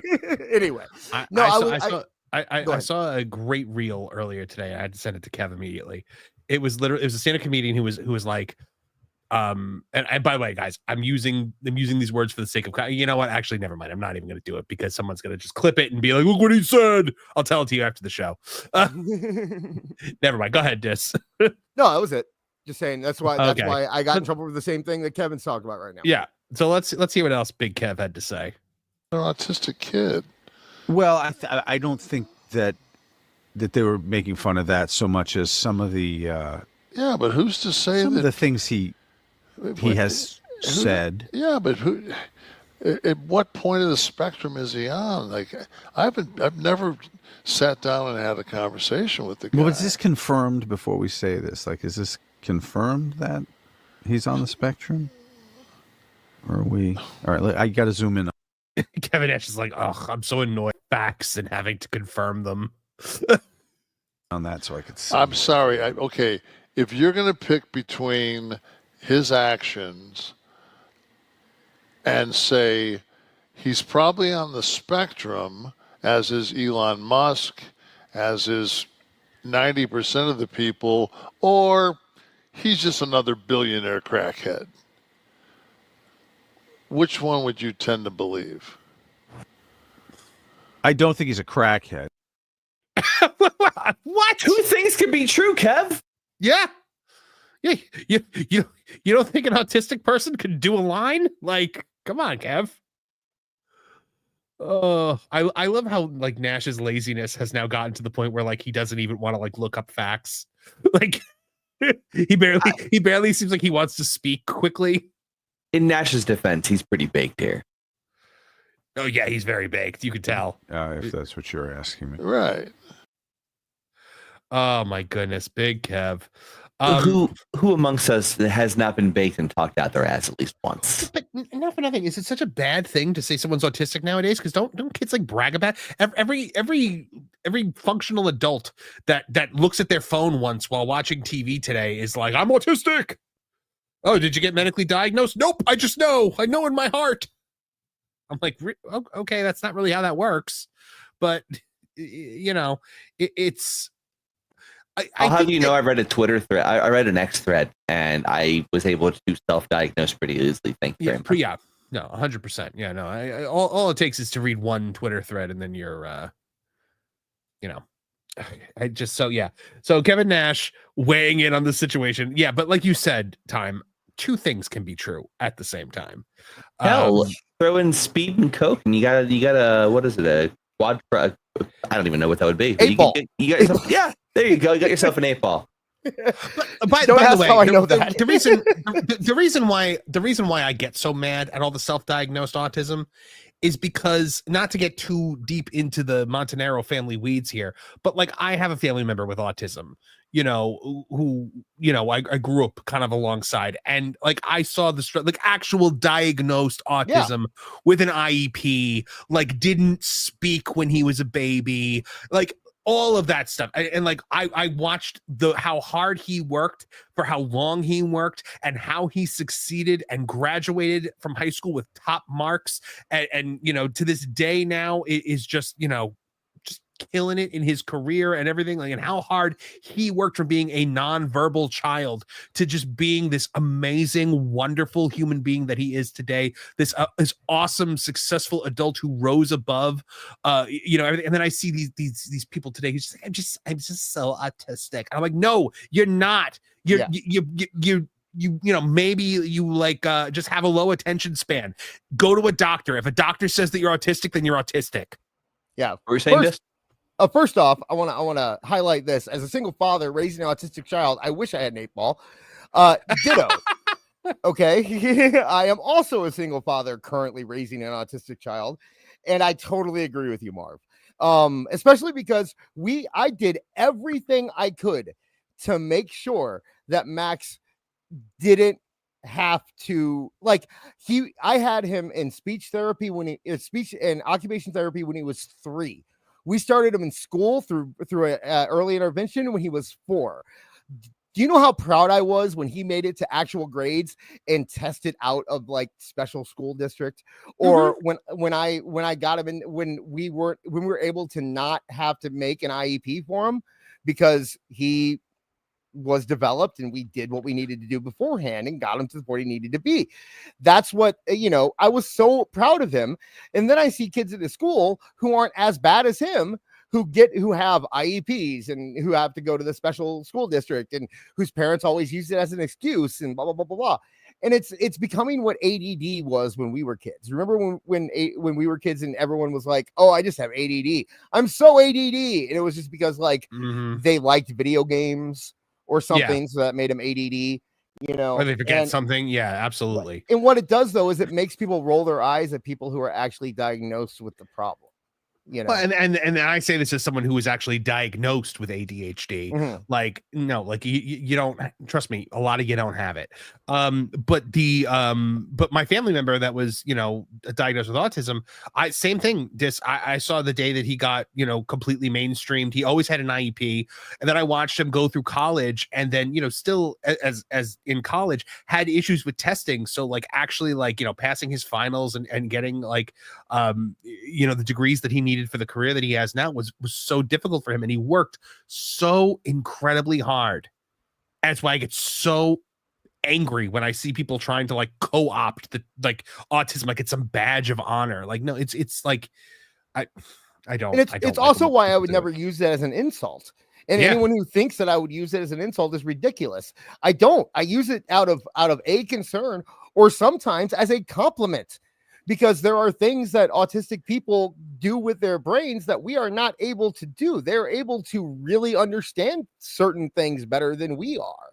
And so, when you look at somebody like I'll use the easy example, which is like Bill Gates, and you use him, and it's like, well, you know what? He was able to take that and turn it into something, and it is.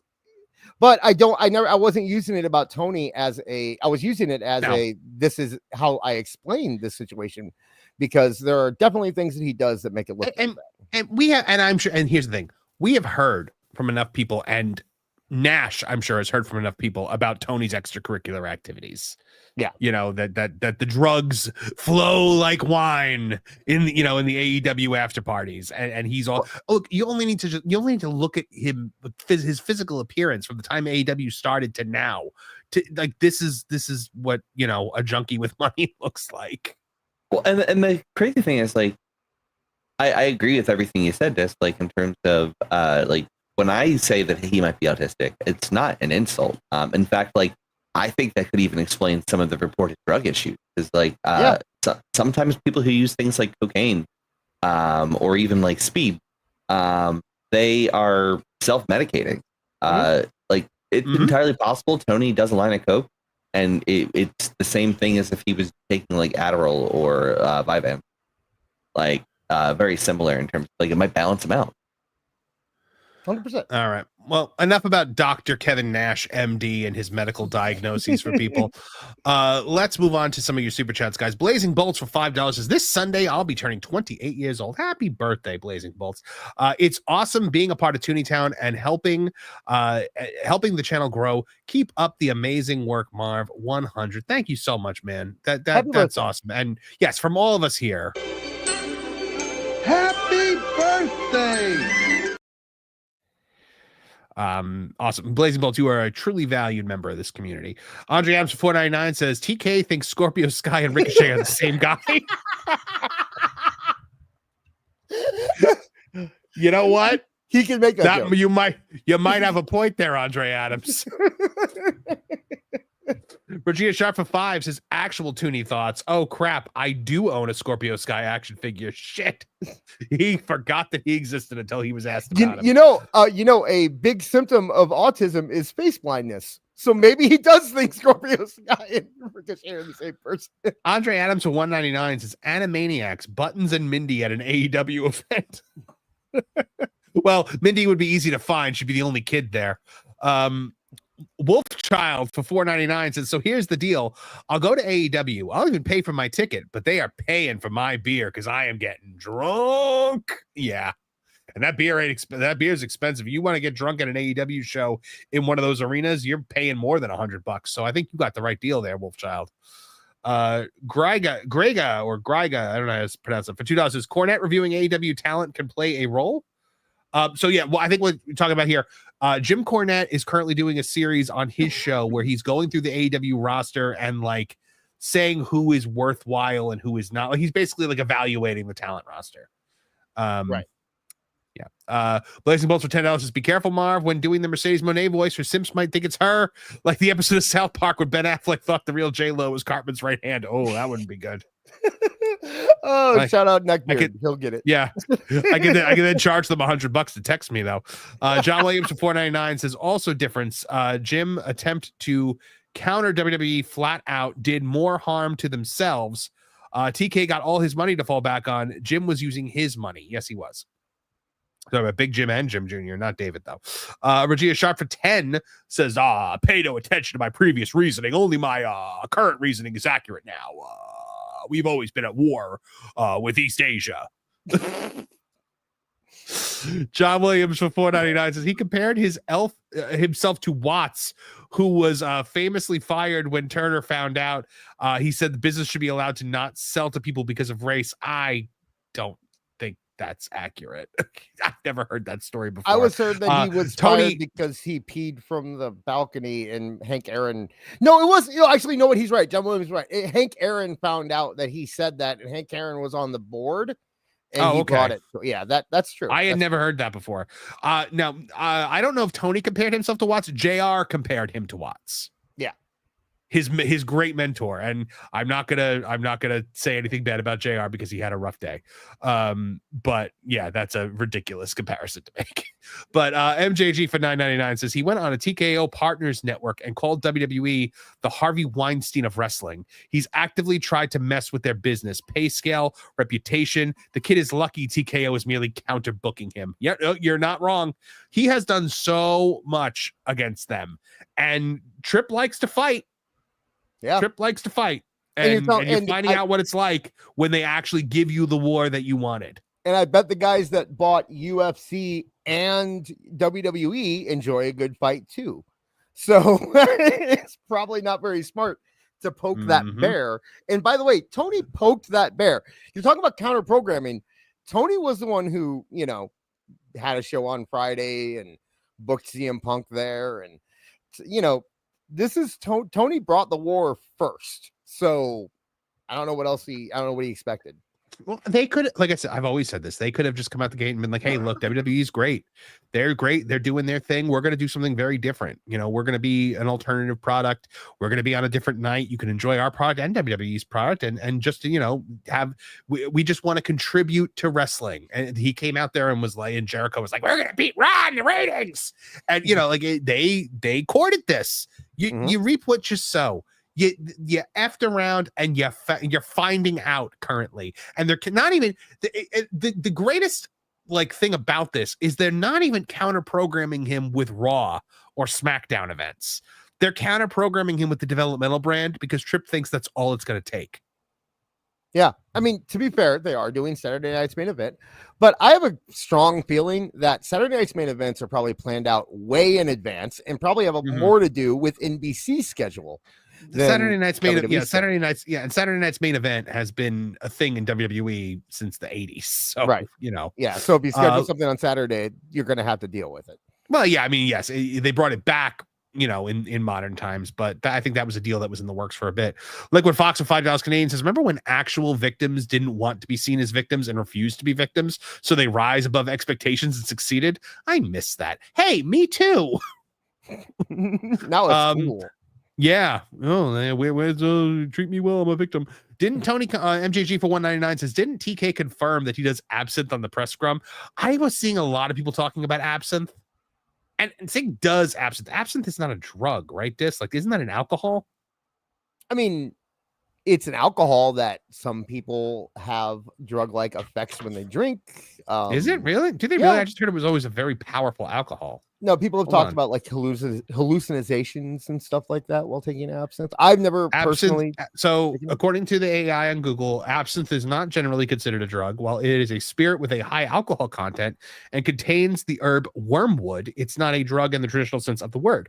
The misconception is that absinthe is a drug stems from its history and perceived hallucinogenic effects attributed to the herb wormwood and its compound thujone. There you go. Yeah, Beard said he never hallucinated from it, but I'm pretty sure Beard has done everything else. Probably his tolerance is probably very, very strong. Yeah, no, you need an elephant tranquilizer to take that man down. I guarantee he is doing something as we speak right now. Okay, so WrestleMania. We got some WrestleMania news to talk about. Some big WrestleMania news, actually. Well, WrestleMania has moved. Boy. Yeah, WrestleMania 42 next year is no longer set to take place in New Orleans. According to a statement from the Greater New Orleans Sports Foundation, it indicates that the event is being rescheduled to an unspecified year in the future. So that led to a report by, again, I don't know where it is. Here we go. The plan is now, according to a certain someone from the Wrestling Observer newsletter, the plan is now to run WrestleMania on a regular basis in Las Vegas. Not necessarily every year, but frequently. The idea is that the city wants to have a major destination sports event every year. And by definition, they're looking at the Super Bowl, the Final Four, the College Football National Championship Final, and WrestleMania. I don't buy that for a second. It's a decent guess. I could see them going back like every 5 years, maybe. Yeah. Go ahead. No, part of the joy of WrestleMania is moving it around, and the whole thing with WrestleMania is like this WrestleMania, especially, didn't not sell out. It was close enough. I mean, it was pretty close. Yeah. It was right there. Okay, UFC, TKO have a strong relationship with Las Vegas. That's their home. That's where they are from. So the idea that they want to go home every 5 years or so, they used to work New York every, you know what I mean? It's like I think that's going to kind of become WWE's new place is Vegas. And they're able to charge way more way higher ticket prices by going to Vegas than they would be anywhere else. They're attracting people from all around the world, where that was a concern with the new international tours, is that they weren't going to draw as many to WrestleMania. But if you put WrestleMania in Vegas, you're going to draw those people, because they're going to go, oh, you know what? If I can go to Vegas, then sure, I'll make a week out of it. It's not ridiculous that they're going to do it, but the fact that it's one of his things again, where he just makes a guess and it's going to end up possibly being correct. And then he can say he's correct. And then if he's not, guess what? We're not going to find out for like 5 years, because what the real story here is that they're coming back repeatedly after, the rumor years, so. isn't the rumor that they're gonna do WrestleMania at Vegas again next year, like back-to-back years, right? Which I would hate that. I would seriously hate that. I think Cornette, I'm just judging by Travis's art. I haven't actually watched the video yet. It looks like he thinks that it might be because they want to do it in Saudi, but I don't think that's the case. Maybe Vegas, maybe they'll do Vegas a second year in a row. I don't know. I really hope not. I don't want to see 2 years in a row in the same location. So I'm one of these people who, like, I agree with you. I feel like having it in Vegas 2 years in a row is it's ass. But I can see it being a possibility of happening this year. If hypothetically, right? Let's just say the city of New Orleans came to WWE and they were like, yo, listen, we're not going to be ready this year. Can we do it like either next year or the year after or something? Like, we still want WrestleMania. We're just not ready this year.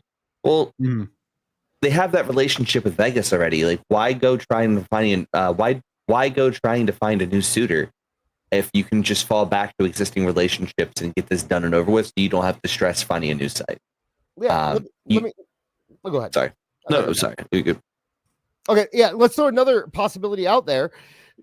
Right before WrestleMania, TKO started experimenting with the idea of putting UFC on the same weekends as WWE pay-per-views. Right. And they found out that it worked, and it drew very well. What about UFC going to New Orleans and saying, hey, you know what? We'd really like to run a UFC show in conjunction with WrestleMania, WrestleMania next year, because we want to see how that will work. And they can't accommodate it. Well, you know who can accommodate it? Their hometown, Las Vegas. I guarantee. I can't imagine. I can't. On WrestleMania weekend, there's no 100%, way. WrestleMania is a 2-night event, and the Hall of Fame is Friday night. When are they going to do a UFC show? After WrestleMania, that afternoon or after. They do late shows too. I could totally see him going on, or maybe moving WrestleMania up 2 hours and letting UFC run right after. I think that's overkill. You think it would be? You know how much they charge for the cheap seats in UFC, Marv? I could see it being, them doing that on for Money in the Bank, because it's a 1-night event. You do UFC on you do WWE on Saturday, Money and UFC on Sunday. I can't see them doing that for WrestleMania. WWE is the focal point of WrestleMania. I don't know. I would put money down on it if you would want to bet. But do you know how much they charge for cheap seats at UFC? How much? $800. Good Lord. So the upper decks were selling for $700-800 on the last show. So if they think that they can fold that into something else and have a weekend where they have a UFC show where they're making that, 2 WWE shows, not to mention Raw, not to mention SmackDown, not to mention the NXT show that they do. Could you imagine the TKO weekend though? Throw a bull riding show in there Sunday afternoon, and we sell real American beer in the process. They will come out of that. Their stock price will go so high after that weekend, dude. I'm telling you, they're gonna want to do it. I'm telling you, they're gonna want to do it. I'm asking. I'm sending a text to Ant right now to ask him his opinion on that. Because he worked for UFC. So true, and he's here, and he yelled at you already once. So I could totally see them trying it at least once, but Marv is right. That is a lot of TKO in one weekend. That is so much TKO.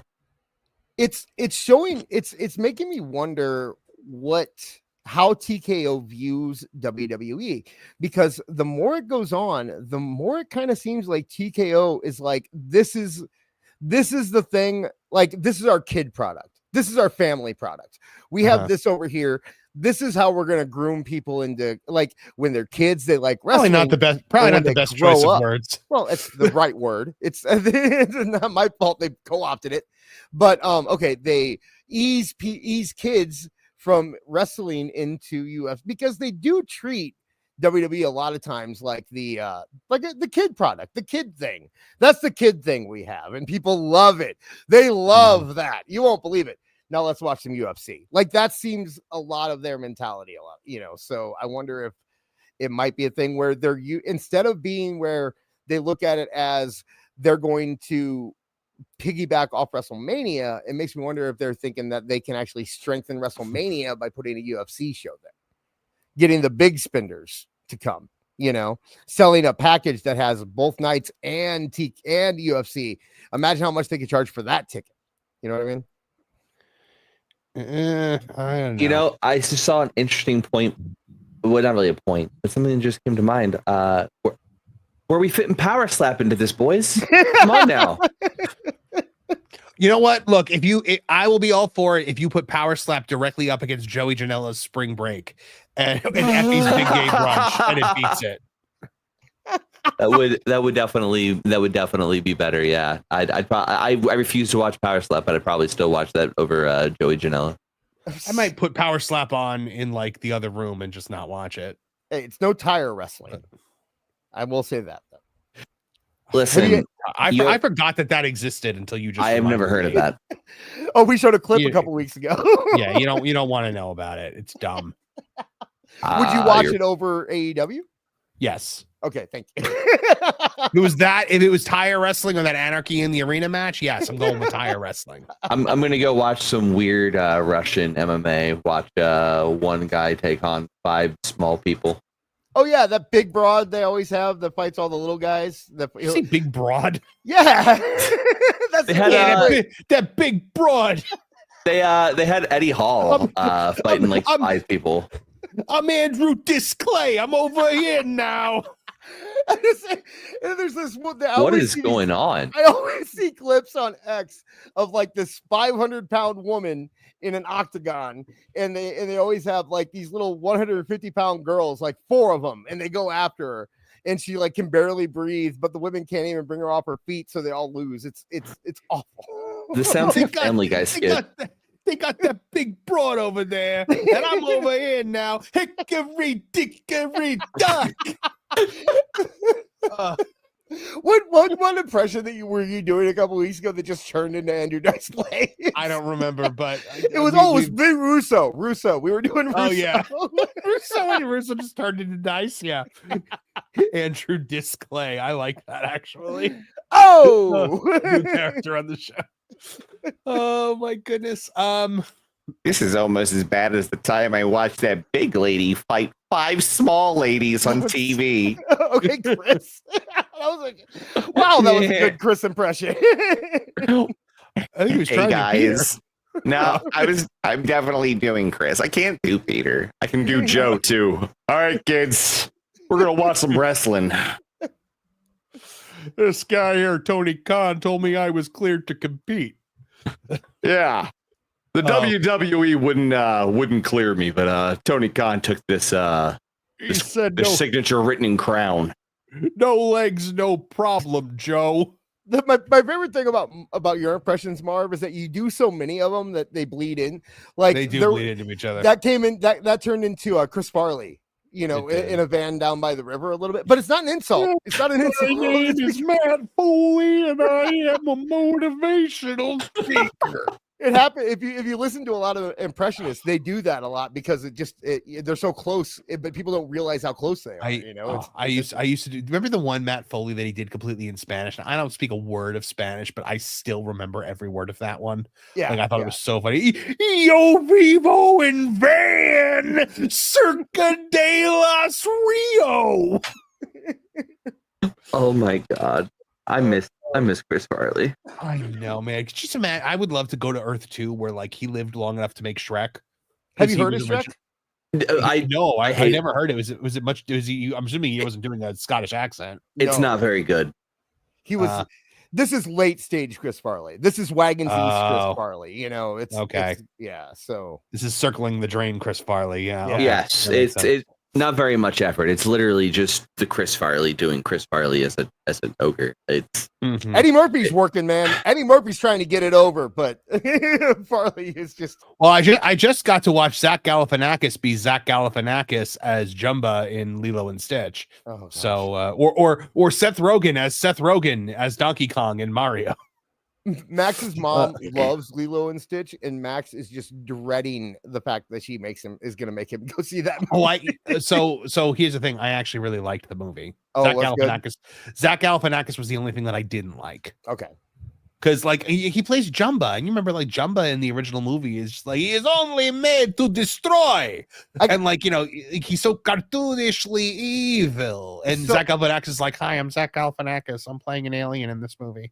So are you saying it leans more towards like Dumbo and Aladdin, where like there's a reason for it, and less towards It's Lion King, yes. where there's absolutely no reason. That's what It is in my opinion far and away the best live action remake they've made. I mean, I know that's not a high bar to clear.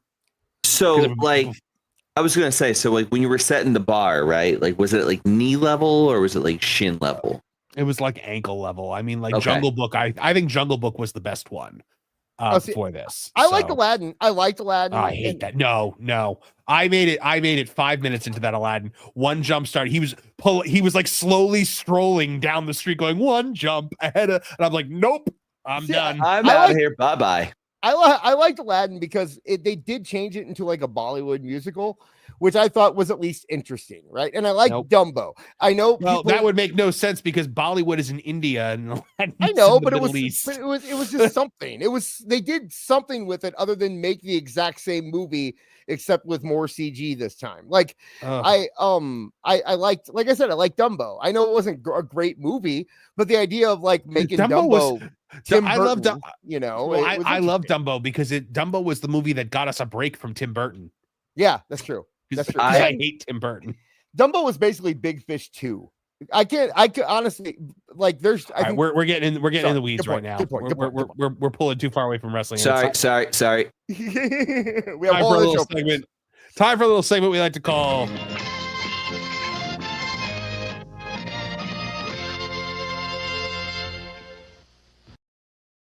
That's Dave for you. So, first, that's Dave for you. Actually starts off with a little bit of a story here. So, Pro Wrestling World had this. It says Hangman Adam Page and Will Ospreay found out the results of the main event of AEW Double or Nothing earlier in the weekend. Page pushed for Ospreay to win, while Ospreay pushed for Page, with Tony Khan said to be non-committal throughout the process, like a good booker is. When asked by talent, John Moxley pushed for Page to win, though, but it's unclear if the guy with ironclad creative control making his wishes known affected the result. Hangman's win was met with shock backstage, as most expected Ospreay to win. Now, you said That's that not Dave. That's not Dave, by the way. It's Pipe Select, but it's okay. you have a Dave. I thought the Dave Will Page thing was about this. No, that was just a Dave segment. I put Dave in front of all the Dave segment ones, but it's fine. It's in the spirit. That's why when I put it. Yeah, well, I Yeah. realized also that we forgot to talk about this, so we'll talk about this in the. But segue that into Dave. So I have it on good authority that this is complete BS. 100% not true. This is not a story of I think he should win. No, I think he should win. And John Moxley comes in and goes, well, I think he should win. And they're like, I don't know who's gonna win. Hangman Page was set to win this match the entire time. Okay, there was never. So I'm actually giving more credit to Tony Khan than this article is, because I'm saying that he actually had a plan. But I have it on pretty good authority that this is part of softening the blow for the fact that the Elite are going to all be champions by the end of this year. And that it is making them not seem so much like the Clique, where the Clique would use politics and that kind of. So this is what this is doing, is this is being like, look how nice Hangman is. He wanted Ospreay to win. Right. But that is not the way this actually happened. Right. Well, let's hear what Dave thought about Will and Page. It opened up with a Hangman and Will Ospreay face to face, and these two guys were This was fantastic. awesome. This is what Cena and Cody Rhodes should have been, and never. Oh, stop it! Stop it, you geriatric senile fuck! Pretend to have an ounce of journalistic integrity in you. Hold on. This is what Cena and Cody should have been? Oh, I haven't seen the match. I haven't seen the match, but I guarantee you know. He's not talking about the match. Oh, what? He's talking about the build to the match. He's talking about the promo between Paige and Ospreay, where Ospreay said "bruv" for 45 minutes. What? I'm done. I quit. The match would saying the match was better would at least make sense. It would at least make sense. But saying that Will Ospreay got a better promo than Cody Rhodes or John Cena. I just come on, bruv. Look, lots of people have accused John Cena of not being able to wrestle. They're wrong, but they say it. No one has ever accused John Cena of not being able to talk. So Will Ospreay literally can't talk. Alfred made a lot of money pointing out the fact that Will Ospreay can't talk. Oh my goodness.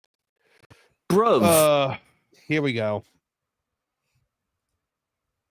Hit that level. With Cody Rhodes and Cena, they're so polished and practiced and very professional. It's not a knock on them. It was a shoot-a-thon. Their promos were just them shooting at each other. Weren't shoot, but still.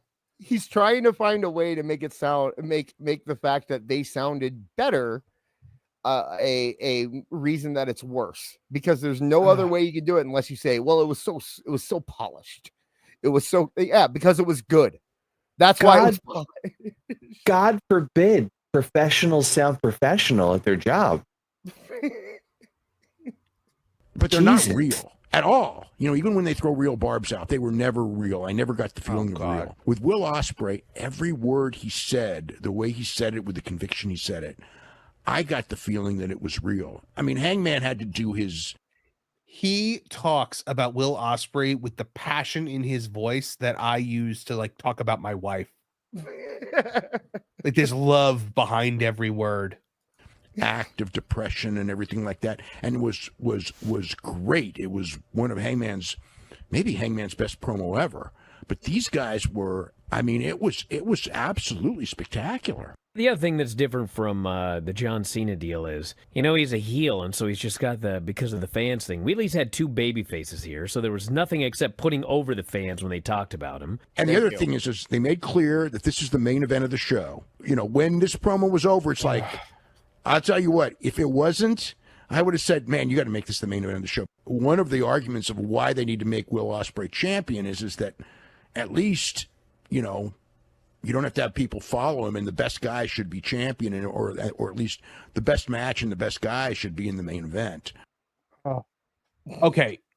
Did you notice what the thing that, like, when we talk about a match that we really like, or promo that we really like, we usually say words like, I thought this was great, or in my opinion, this was great. He presents his opinions as facts, and it drives me insane. Yes. This was 100%. objectively better. This was objectively better than Cody Rhodes and Cena. And Alvarez came in there in the middle and just dropped a bomb on everything Dave was saying by saying they weren't putting over the match. They just were putting over the fans to get people to cheer. And it's just like, move on. Let's not, you know, whoever. Yeah. Do you think that was Alvarez trying to push back again? It sounded like it, dude. How else would you take that? Like if he's sitting there talking about how this pushed the match, it did such a great job building in the main event. It was Hangman's best promo ever. And then Alvarez goes, well, yeah, they just had to put over the fans the whole time. You know, like, how does that sound to you? Like a compliment, or what does that sound like? What do you do? Real. Okay, no. Kev is not here, right? But I'm sure that if I ask Kev, what do you do? What's the easiest way to get the fans on your side? He would say compliment the fans, or compliment their town, or, you know, that's how you get the fans on your side. Well, yeah. Yeah, that's all that was. And Alvarez said it. So Oh my gosh. So by the way, I asked Dan Evans about the Vegas thing, and he doesn't think they want to do a UFC event on Mania weekend. He says it's just the sheer amount of massive tax breaks and help that Vegas is offering. Yeah. So. He's probably, I mean, of course he's probably right. Who am I? But Andrew Disclay, that's who you are. hey, hickory dickory da. Bruv to tickets sold ratio 1 million to 1. I like Osprey, right? But like, no. I liked Osprey until he started speaking. Well, one of the things I had said when he got signed to the to AEW is like, it's really cool they got him, but he's just like the things that make him special. Like, yes, he does better than everyone else in that roster, but like he doesn't stand out in a pack of people who do a lot of the same stuff. Like yes, he puts on some of the best matches, but at the same time, he just doesn't do anything for me. Like, it's like I'm not gonna watch a show because Will Ospreay's on it. Right. We've talked about it before. Like if you go back and watch his match with Josh Alexander, or you go back and watch the matches that he had with Gunther, the man can tell a story. And if he had gone, like, WWE would have been a challenge. Can I grow? Can I become a better performer? Can I actually be the biggest star in the world? Can I do those things? Because we already know he's got the athletic ability to do so. We already know he can work in ring, and we've seen him tell light stories against guys like previously mentioned Josh Alexander and Gunther. So you know that he has the ability, but can he get more out of it? And instead, he just goes, you know what, bro? I'm going to take a lot of money and not do much. That's what he decided to do, because I don't care how hard he's working in that ring. He's not pushing himself by being in AEW at all. I agree entirely. Now, do you think there is anyone in wrestling currently that people are like, I watch this wrestling promotion solely because of this one person? Joe Hendry. With TNA, yeah, I could see Joe that. Hendry. Yep. That is the right answer. Because in 1998, the reason I asked, like, I switched from watching WCW to watching WWF solely for Stone Cold Steve Austin.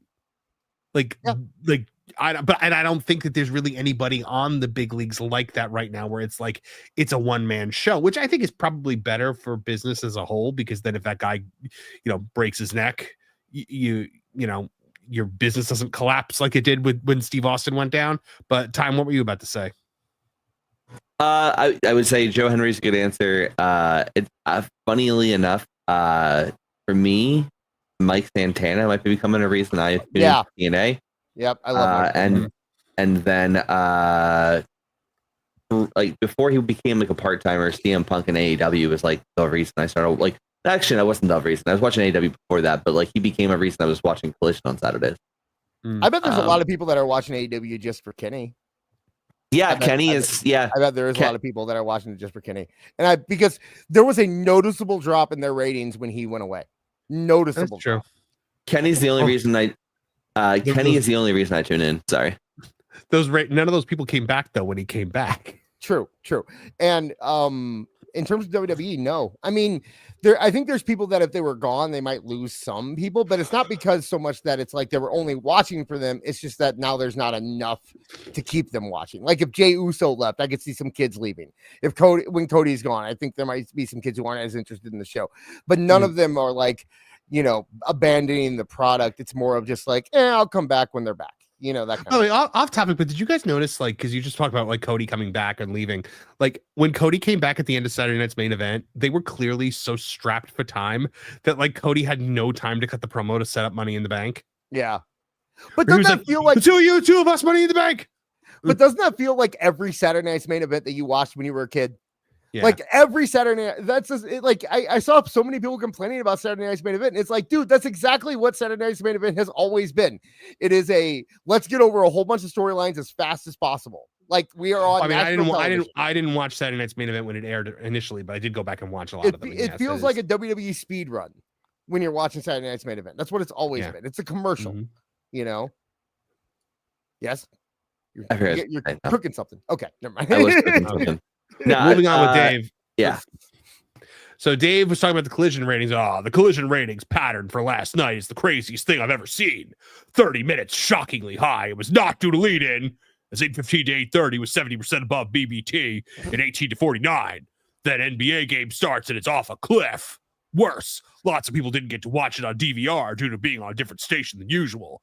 18 to 34 went from best numbers for a non-sports lead-in show to well below usual. I mean, the spin is real here, guys. Okay, by the way, yes, AEW Dynamite in ratings usually gets more than Big Bang Theory. No one is saying that Big Bang Theory is doing better than AEW. What we're saying is that the first quarter is always bumped up because of all the people who left their TV on after Big Bang Theory. And then there are also people who are just coming over to watch AEW. Yes. But the reason the number is always up higher at the beginning is because the people who watch Big Bang Theory leave their TV on for an extra 5 minutes. The narrative that we're saying that Big Bang Theory is more successful is not true. We have said several times that Big Bang Theory would be smarter to put in that time slot, but that's because it's cheaper. I just want to get that clear because it drives me crazy when people act like we're claiming the Big Bang Theory reruns literally do better than AEW. They're probably more cost effective, but they don't do better. Exactly. So then Dave is not sure if it's great news or shows that most AEW fans wanted to watch the NBA playoffs more than AEW live. Daily update will be up soon with details. The collision ratings pattern for last night is the craziest thing I've ever seen. Look at the time. Look at it, 23, 24, 20. Like it's rapid fire. This was just my goodness. Holy heck, he was just going nuts. So somebody says David inadvertently uncovered an inconvenient truth. NBA fans' default channel is TNT, and he goes, "Sorry, but that makes zero sense. If that was the case, this pattern would be noticeable every time Dynamite would have been through the roof for the first 30 minutes. Even by your standards, this was mind blowing." So apparently, this is a guy that Dave has tangled with before. Mind blowing. Ben Miller, my arch nemesis. Dave getting into a fight on the internet? Never. I'm pretty sure the collision numbers were like 500,000 or it wasn't like Yeah. I'm talking about in the first 30 minutes. They weren't mind blowing. No. Well, I mean, for collision, 500,000, 600,000 without an NBA lead-in is kind of mind blowing. Sadly. By the way, Ben Miller, MKE, Dave Meltzer's arch nemesis, well, this is mind blowing even for you. Has 560 followers and is a proud Angelino, Milwaukeean at heart, realest poster in the game. Hashtag fight on Trojans. And this is the guy that Dave Meltzer knows enough about to know what his normal standards are. Oh my goodness. Thank you, Dave. So somebody says, do you think spoilers? And he goes, logically, could spoilers help greatly for 30 minutes and then be responsible for a big drop once the NBA game starts? I know you could actually argue that, but the main point is that a hell of a lot of AEW fans are NBA fans. That is now proven because I say so. It's not proven. You made an observation. That's not how hypotheses work, Dave. You know what? Marv, Dave might be onto something here. I wonder if the NBA would be willing to work with AEW. Oh wait, no, they're working at WWE. That's right. You're right. Yeah. Weird. Well, I guess WWE fans must not be basketball. Wait, no. No. WWE fans aren't NBA fans at all because when WWE ratings drop during the NBA finals, Dave doesn't make that excuse for them. Wait a second. Who's that guy that's coming in? That's going to be on the DLC. It's a rapper or something, right? Oh wait, no. It's a NBA player. That's right. And they are building the NBA game around the fact that they both appeared on WWE television. So they cut WWE weird promos about it. Yeah. Okay. So, but AEW fans are so cool. Right? They're big and they're strong and they're athletic and they love NBA. Just look at the crowd. I'm sorry. I can't do this anymore. Oh, okay. Ant has information on who Ben Miller is. He says, Ben Miller used to write after a fashion for Meltzer. I told Dave at the time Miller couldn't write for a effing bus ticket. I was proved right, and now Dave is enemies with Miller. Okay, that makes more sense why he knows so much about a guy with 500 followers. No, it doesn't. No, it doesn't. You know why? I mean, it makes sense, yes, but the story it's actually it's actually a foe of his, like but from I'm saying, life. the story doesn't make sense because he said that Dave fired him because he can't write. Does Dave think he can write? Well, Dave, That's Dave is the worst. I mean, I'm sure Dave thinks he can write, but my God, he can't write. He Dave- can't speak. I'm shocked he can think. If Dave fired somebody because they couldn't write, then that guy must be a chimpanzee. How bad must that writing be? That must have been like me no like match bad. He just drove no good. He just drew pictures on the wall. That was his writing. Yeah, ooga booga. I bet you he didn't fire him for the bad writing. He probably said Will Ospreay is pretty good. Yeah, well, Will Ospreay's hair looks weird. And then, He said one too many brubs.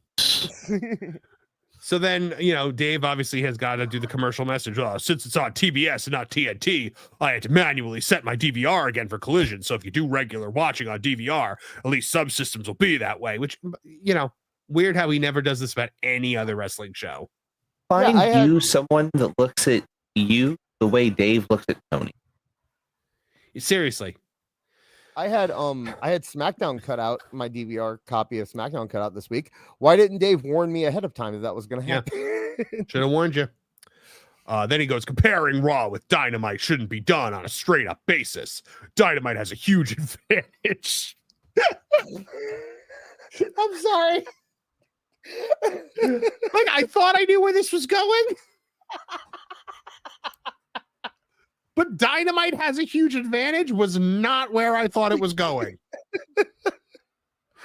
Being on both television and streaming and being in about 100 million unique homes. If you add Max homes and TBS homes, you get 120 million. Roughly 20 million of them have both. Netflix in at about 77.5 million U.S. homes. You'll see 89.3 million listed because they grouped the U.S. and Canada together. But 77.5 million of them were in the U.S. as of November. But for total viewers, if Dynamite did 301,000 viewers on Max, it would equal the total U.S. viewers for Raw. So is he claiming that Dynamite is beating Raw? It has an advantage. And yes, he is also claiming that if Dynamite has 301,000 viewers on Max... Oh, okay, on Max. I thought he meant on TBS. Okay. This is sounding an awful lot like Steiner Math. Yeah. Well, what they do, I've discovered. Except not correct. What they do, I've discovered, is that they use the math that Netflix uses and applies it to Max's numbers, right? The problem is that Netflix is on world, Netflix has Raw on almost in the worldwide, while Max only has Dynamite on in the United States. So you can't apply the same math for Raw that you do for Dynamite. But apparently that's not something Dave's smart enough to know. Are you sure about that? I thought Max is international for AEW. Nope, Max not. Yeah, we thought so as well, but we looked into it and apparently it's not. So look, Max has made no real attempt to like fold AEW in on a large level. They don't have they were supposed to have the pay-per-views available. They don't. They don't promote it. I've never seen AEW on the front page of Max. I never see Max. They weren't at the upfronts. They didn't even get mentioned at the upfronts. Like AEW is just a non-entity to WBD, it seems. Oh, absolutely. Yeah. I don't think they're doing more than 44,000 or 45,000 views if they're lucky on any given week. Like, I think that would be being generous, personally. You know who was at the WBD upfronts though? John Cena. John Cena was because of Peacemaker. But it's funny. WBD pushes WWE talent more than they do AEW. They push the Balls. They push John Cena. They mention Roman Reigns in their shows. Like, remember when that's why I can't wait for the Paul brothers to have their like Max show for them to fight each other, because AEW is going to have to promote it. It'll be please be like Kenny Omega versus the Young Bucks, presented by the Paul brothers. It's already airing. Yeah, and probably not getting the second season. I can tell you, I've heard rumors that it was actually pitched to them to possibly even have Logan Paul do something promoting the show, and somebody within AEW turned it down. I would assume it'd be Kenny, the Young Bucks, like they all hate Logan Paul. That's what I would assume. Yeah, the thing that I heard was that Logan kind of thought it'd be funny, like he was. It was like pitched to him from WBD, and he's such a troll that he's just like, "Yeah, I'll do it." And then, So wait, so they're doing the show right now where the Paul brothers are training to fight each other. They're not fighting each other. I told you that before. They're not fighting each other. I thought they that were. Was just that was just a gimmick for the promo. Yeah, that was a gimmick for the promo. Gosh, what the hell even is the show then? I hear it's really good. I actually heard that it's really good. I don't know. There's no universe. Like, as good as he is in the ring, there's no universe where I watch a Logan Paul reality show where it's just him being him. I heard it's good in the way that you watch shows, like reality shows, to see how dumb and vapid people, you know what I mean? The Jersey, it gets like the Jersey Shore. Yeah, that kind of thing. Yeah. That's how I heard it was good. In that. Oh my goodness. Well, now our title story for tonight, which I know we're getting to very late in the show, but the chef's kiss Dave Meltzer moment of all time, I think, was when he argued with Grok. It was when Grok, the artificial intelligence platform. By the way, hold on. Ann Evans says, effing zero chance AEW is doing 300K on Max. Max announced season premiere of The Industry did 300K, publicly said so, but they don't do press releases that they get that every Wednesday. Yeah, absolutely. Ant applying logic to this situation. Thank you, Ant. They did a press release. How dare you? They did a press release when the NBA got like 50,000 on Max. That's how you know it's doing practically nothing. They'd be shouting it from the rooftops. They'd be promoting it. They'd be trying like hell to get those pay-per-views, but they're not. So Grok reply. I guess somebody must have asked Grok to check Dave Meltzer's facts. And now Grok, an AI that pulls information from the internet, says the decline in ratings on Netflix in 2025 likely stems from multiple factors. Viewership dropped 35% in the US with the May 12th episode at 2.7 million global views. And he's like, debut was 5.9 million, not 4.9 million. Also, 5.9 was a legit number. 2.7 million would only be legit if virtually nobody watched live. We know that's not the case. Like, what are you arguing with? Here's the thing. It sounds like Dave doesn't understand the difference between global numbers and US numbers. And he's arguing with Grok about it. Mm-hmm. Dave drives me absolutely nuts. Actually, a lot of people drive me absolutely nuts with this stuff. Like, it's just, yes, Netflix, the publicly traded company that can get in trouble for lying about these kinds of things because it could influence their shareholders, how they invest. Yes. Mm-hmm. That company's the one that's lying, but everything that you and Bethel and Tony say is 100% factual, even though you can't prove it. Right. So it's literally old man yells at cloud. Like, Grok is not going to respond to you like yelling at him and trying to correct him. I wish he would have yelled. I wish he would have broken out some of his greatest hits. Like, I study this, or tell him math's not your strong suit, is it? And I'm like, Dave, he's literally a calculator. I would love it if Grok got sassy and was just like being snarky as hell at him. Grok will get sassy too. So yes. that's why, of course, Grok will get sassy. I like Grok. When someone mentioned the AI Meltzer picture, I thought they meant an AI Meltzer, and I think we need to develop that technology and just replace Dave Meltzer. We could have an entire segment just where AI Meltzer spits out things, and then we could also compare AI Meltzer to real Meltzer and see who's smarter. Oh my gosh. I'm pretty sure that AI Meltzer would get things correct more often, which is really funny because Dave Meltzer is supposed to be the historian.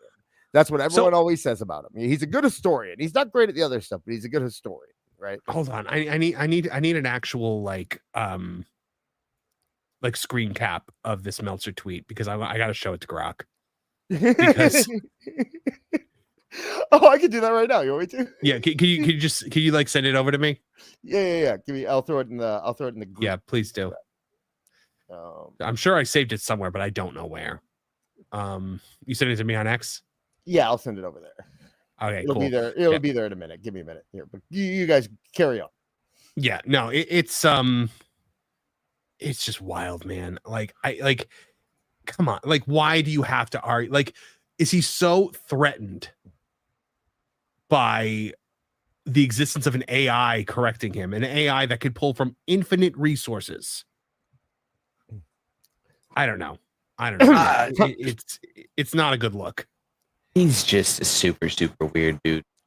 Like, I really wish I understood what goes through someone's brain that they have to run like so much PR. Like the rumor, like sorry, like he just drives me crazy with shit. Like, why are you sitting here arguing with an AI over stuff to begin with? And like, why is this so important? All right. I sent it over, Marv. It's in there, so we'll have that bit in a second. But I mean, and Dave is not a guy like okay, there are a lot of websites and clickbait accounts and stuff that will run defense for AEW.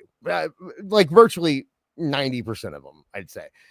But when you are dealing with a site that's called, wrestlepoopshoot.net, okay, right, and they are saying great things about AEW, and you go, okay, well, you know what though, AEW flew them to Australia to go see Grand Slam. It's like, right. You don't. Well, it's yeah, like, they pay. They don't. AEW doesn't pay these outlets in money. They pay them in access. Right. So it's not. Yes. Do you hate it? Yes. But you're at the same time. You're like, look, the guy running wrestlingpoopshoot.net is probably very similar to me if I didn't have a podcast or something. Right.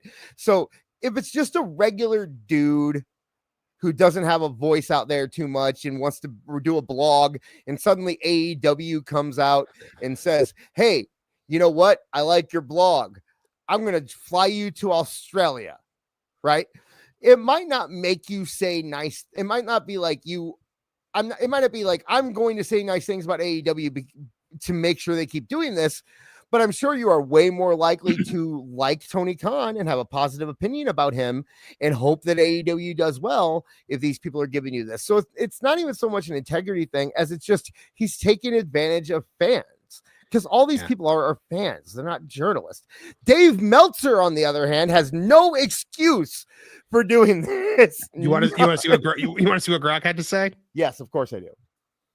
So I said, I don't know if you guys could even see this. So I said, hey, Grok, did you see that Dave Meltzer tried to argue with you and correct your numbers? And Grok said, ha ha, Dave Meltzer coming for my numbers? That's rich. I haven't seen any direct call outs from him, but if he's trying to argue with my data, he'd better bring some solid receipts. I'm just chilling with my near infinite knowledge base, ready to fact check any wrestling hot takes. Got a specific claim or number that he's supposedly correcting? Lay it on me and I'll dig into it faster than a heel turn at WrestleMania. Oh my gosh. Sorry. So I showed Grok the screenshot and he goes, thanks for sharing that post. So he's correcting my numbers, saying the debut viewership was 5.9 million, not 4.9, and arguing that 2.7 million for the May 12th episode is implausible unless almost no one watched live, which he claims isn't the case. Now, I don't have the exact context of the show or episode that he's referring to, but I can reason through this. My original post mentioned a 35% drop in US viewership, with the May 12th episode at 2.7 million global views. If the debut was 5.9, as Meltzer claims, a 35% drop would mean US viewership fell to about 3.8 million. However, my 2.7 million figure was for global views, not just the US, which complicates things. Global numbers should be higher than US only. Meltzer's point about live viewership makes sense for traditional TV ratings where live numbers dominate, but if this is a Netflix show, as my post suggests, viewership metrics are different. Netflix typically reports views over a longer period, example given, first 28 days, not just live or same day. So 2.7 million global views for an episode could be plausible depending on the reporting window and audience behavior. I might have understated the debut of 40.9 million if Meltzer's 5.9 is accurate, but without access to the raw data or the specific show metrics, I can't confirm. If you'd like, I can search for the exact viewership. We need to do a thing now where every wild thing that he says, we run it by Grok. We're gonna start. Can we use your Grok so that now it has that basis? So I'll do it. I'll run it. I'll run everything by Grok. I would love it if this becomes a feud. It would be fantastic. Like, guys, and when he posts like outrageous things, just reply to it at Grok. Is this true? Yeah, well, I can't. And Grok will do. I mean, none of us can because we're all blocked. Yeah, but Grok will then like pick it apart. So what you well, the funniest part about this is very subtle, but Grok was willing to admit they might be wrong and Dave Meltzer wasn't. I know the AI was willing to admit, maybe my numbers were wrong, and Dave Meltzer's like, I'm sure of everything I've ever said is a fact. Grok is more humble than Dave Meltzer. Grok, the AI created by Elon Musk. Well, not by him directly, but you get it. Like, is more humble than Dave Meltzer. My favorite thing about Grok is that, like, when you do ask it to go search, you do have it start like digging into things, deep search. It'll actually even give you all of the citations and references. Yeah, so you can go check it for yourself. And when I tell Grok it's wrong, it's like, oh shit, you're right. I'm sorry, my bad. Like listen, that's the AI is not a perfect system. AI can be wrong. AI can lie. So, it's like I used it. Somebody asked me if I could get a list, or if I had a list of all the terrible things AEW's done in the past like 6 years, and I kind of have like some outline done from something I was doing for Awful, but I didn't have the full list. Apparently, I got recommended from the Jim Cornette Reddit. Apparently, but so I went into Grok, and I just it took me about 5 minutes. And they were able to flush it out, make it look presentable, make it be something that was usable, and I sent it over. It was my data, but they kind of cleaned it up, and that's what Grok is good for. That's what these things are good for, is helping you get to an end game. It's not gonna make the end game for you. Right. Oh boy. All right. Well, guys, that's Dave for you.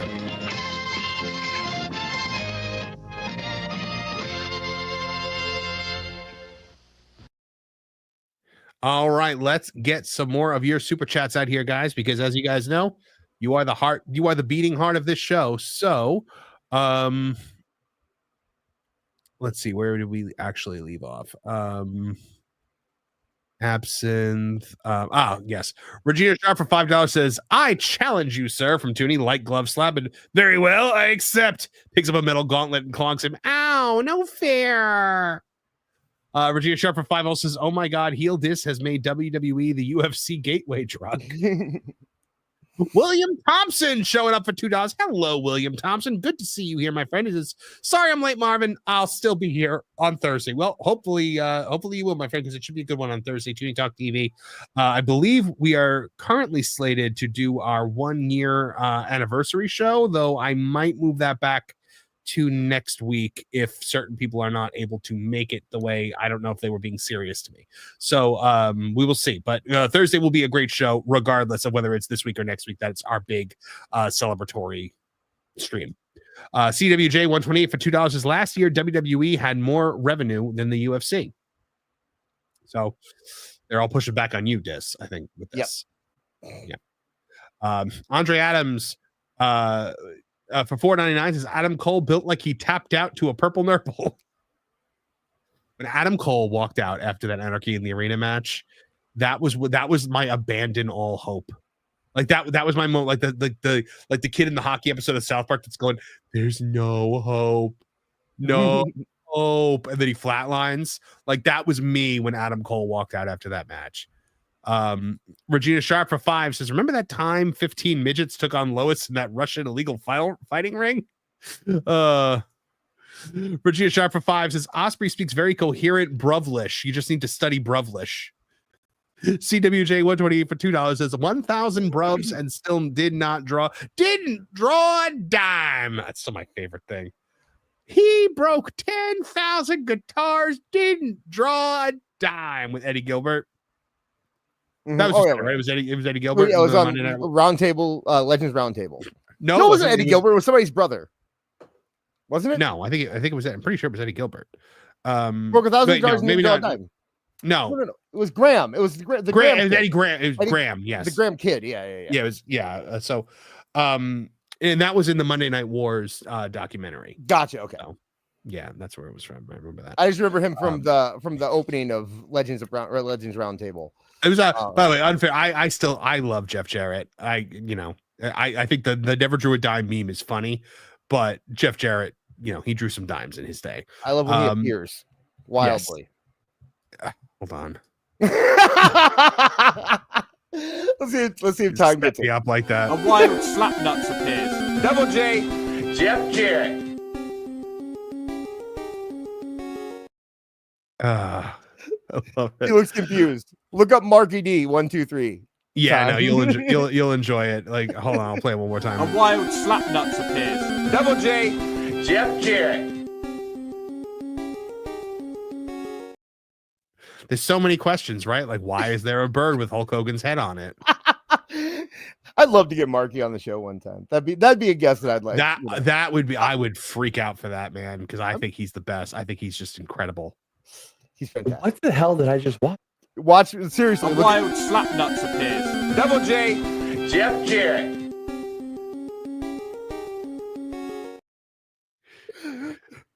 Here, I'll give you a palate cleanser.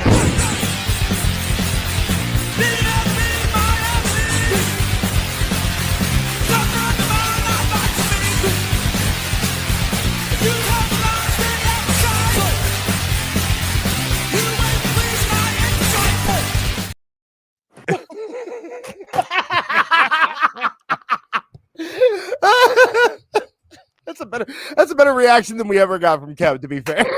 Yeah. All right, time. I'm sorry. I'm not gonna. I won't hurt you anymore. I look and see it's not just me. I couldn't even make that one continue to play. It's a 49-second clip, and it's hard to get. It's very hard to get through. Yeah, right. You okay? You're questioning life. We're now, almost aren't you? we're almost done. This why did I let you talk me into this? Peter, the pumpkin eater. It wasn't as bad actually. That was pretty good. That one.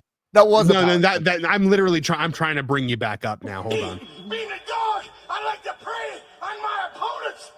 You see, in the dog pound, it's to beat hard times. When you boys get to Halloween Havoc, I'm gonna be Peter, the pumpkin eater, and it's gonna be my party. Ricky's not Halloween, it's fall bra. You know me and Gene, before the hens in the pen, you go hack cock a doodle doo, mean a dog face to a gremlin or training. It's nice to know Scott's always just been insane. He's amazing. He's absolutely amazing. We need to get Basketballs Don't Hold Grudges by Batista. You know what I need? I need to clip the Scott Steiner workout video and just like play clips from that all over. Block out the pain, make your body grow. I love next exercise is the back.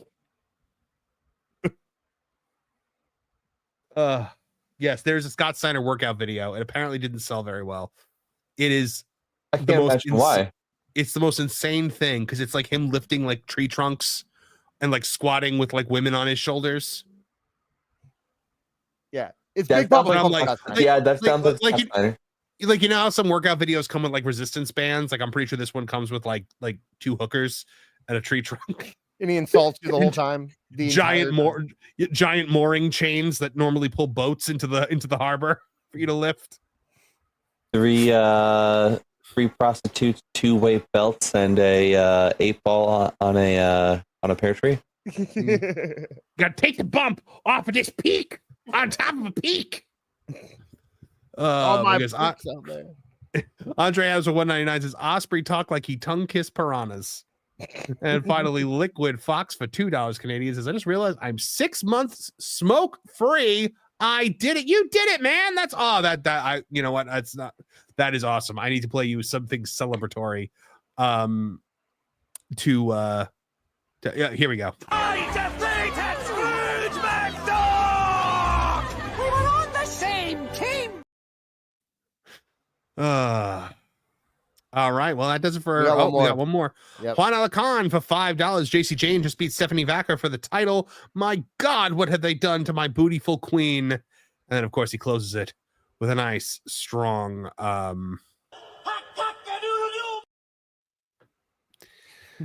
my goodness! Oh, that's interesting. That's interesting that they took the belt off Steph now and didn't put it on Jordan Grace. Yeah, that is actually. I'm surprised. Unless they're fast tracking her call up. Or if she got injured. Well, I think that they are going to just drop the majority of these NXT women on the roster at the same time, and the rest of the roster is going to have to sink or swim. But it might be an evolution. Yeah, they might want her on the main roster for evolution, so they can build something there for her. I could see that. Yeah, I could see that, and then probably have May transition to NXT if she's actually signing to WWE. If she signs, yeah. I'm not as doubtful as I was about 3 weeks ago about that. Because 3 weeks ago, it sounded a whole lot like it did when Daniel Garcia was going to go to WWE. You know what I mean? Like where it was a lot of hype that I don't believe existed. That was just going to be. It was made to make it look awesome when he signed with AEW, like he was making a big choice, and that's what it felt like with May at first. But it's gone on too long at this point. So I don't know. Yeah. MJ and I have disagreements on this, but Mariah May, I would put her in the same like ballpark of signing them as I would put like Jeff Becker. I really think it's a bigger deal than credit for, and I think that AEW drastically dropped the ball and letting her walk out the door. Yeah. The only thing I would say about May is that I just don't know if WWE has room for her. You know, I mean, they have so many women coming up, and it makes you wonder where she fits. You know? Well, one spot on the main roster certainly just recently opened up for the next year. True. Yeah, you're so right. I would like. There's definitely room, and I think she's got more charisma than a lot of the people on the main roster. She's actually pretty talented in the ring. I think that she's one of those kinds of talents that if she's given the opportunity, she'll make a spot on the roster for herself. Although, you know, I did read today that they're not thinking Chelsea's going to miss any TV time. After that, Because of her broken nose. Yeah, apparently she's not going to miss any. I know that's not who you were talking about, but I'm just saying that. No, they're probably just going to toss a mask on her. Yeah, I'm just. That shows you what kind of how important they view her. That they wouldn't at least give her a week off or something like that, you know, because she really does have a lot of like. She is something I look forward to watching every Friday night, and so does my kid. And when both of us are in that boat, you know you're onto something there. You know, Chelsea Green is a special talent. I've been saying it since she got signed. When she got signed, I was so excited because she just seemed made for WWE. Like she's just like she makes every second count on TV, and it's always fun. And she's not afraid to be a heel. Correct. You know, she's not afraid of heat, which a lot of women are afraid of heat. When they get to the main roster for some reason, they'll do it in the NXT, but then they get to the main roster and they gotta do that indie make the crowd cheer for me thing, even when they're heels. And it's nice to find one. And really, it goes for guys too. It's just I think we notice it more with women recently because there's more women recently that are coming through the system. So. All right, gentlemen, that brings us to the end of the show for tonight. A big thank you to everyone who chatted, everyone who super chatted. Huge thank you to our mod extraordinaire AEW Neckbeard over there in the chat, keeping you guys company all night. And Time, big thank you to you. Why don't you tell the fine folks where they can find you online or whatever it is you want to promote? Yeah, if you feel like follow me, you can catch me over at X. It's at time_travelin, travel with an IN at the end. This linked me here earlier, and outside of that, I am pretty much just that's it. Just on X. Anything you want to promote this week? TooneyDis.lol. That is our Discord. You can head out there, and we always have fun in there. Like I said, I think I might do that tag team thing at some point. Also, you know what? Awful did not make it, but he did just release a video today on his YouTube channel. Damn it, I was going to promote his YouTube channel and be the nice guy. I'm sorry. I thought I'm always the one that has to talk for Awful when he's not here. Yeah, no, guys, make sure you check out Awful's YouTube channel, Awful Wrestling, over on YouTube. He does great work over there, and he needs a lot more support over there. So make sure you guys are checking it out and giving him all of the support that you could possibly muster. And of course, guys, for me, so we've got Tooney Town TV over there, our sister channel, which has got new videos coming out every single week. You can become a member over there for early access to videos plus exclusives like our true crime podcast with me and Trish. Tooney Talk TV on Thursday night, 8 p.m. Eastern Standard Time. It is not, I don't believe, going to be our 1 year anniversary special. I believe I am pushing that to next week. just because some of my regular cast members are a little iffy on whether or not they're going to actually be there. So I am going to be on the safe side because I want the whole family there together for it. But make sure you check it out. And of course, guys, that park plays every single day for all of the news that should be fun. We're talking movies about movies, TV, video games, theme parks, you name it, we got it. So make sure you're checking that out every single day. All right. Thank you guys very much for joining us from all of us here at the Tooney Town channels. I'm Marvin the Movie Monster. Now get out of here. Now, Perry the Platypus, feel the wrath of my thank you-inator. Thank you, you piece of trash. Thank you. Thank you. Thank you! Oh, I suppose you want me to say thank you. But you know what? Saying thank you is like jobbing. Thank you! I got a little message.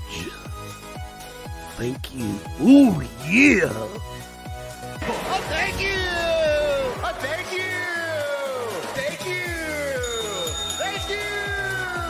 Thank you! Thank you! Thanks? For what? Hi-ho from all of us here at Tooney Town. Thank you! And viewers like you. Thank you.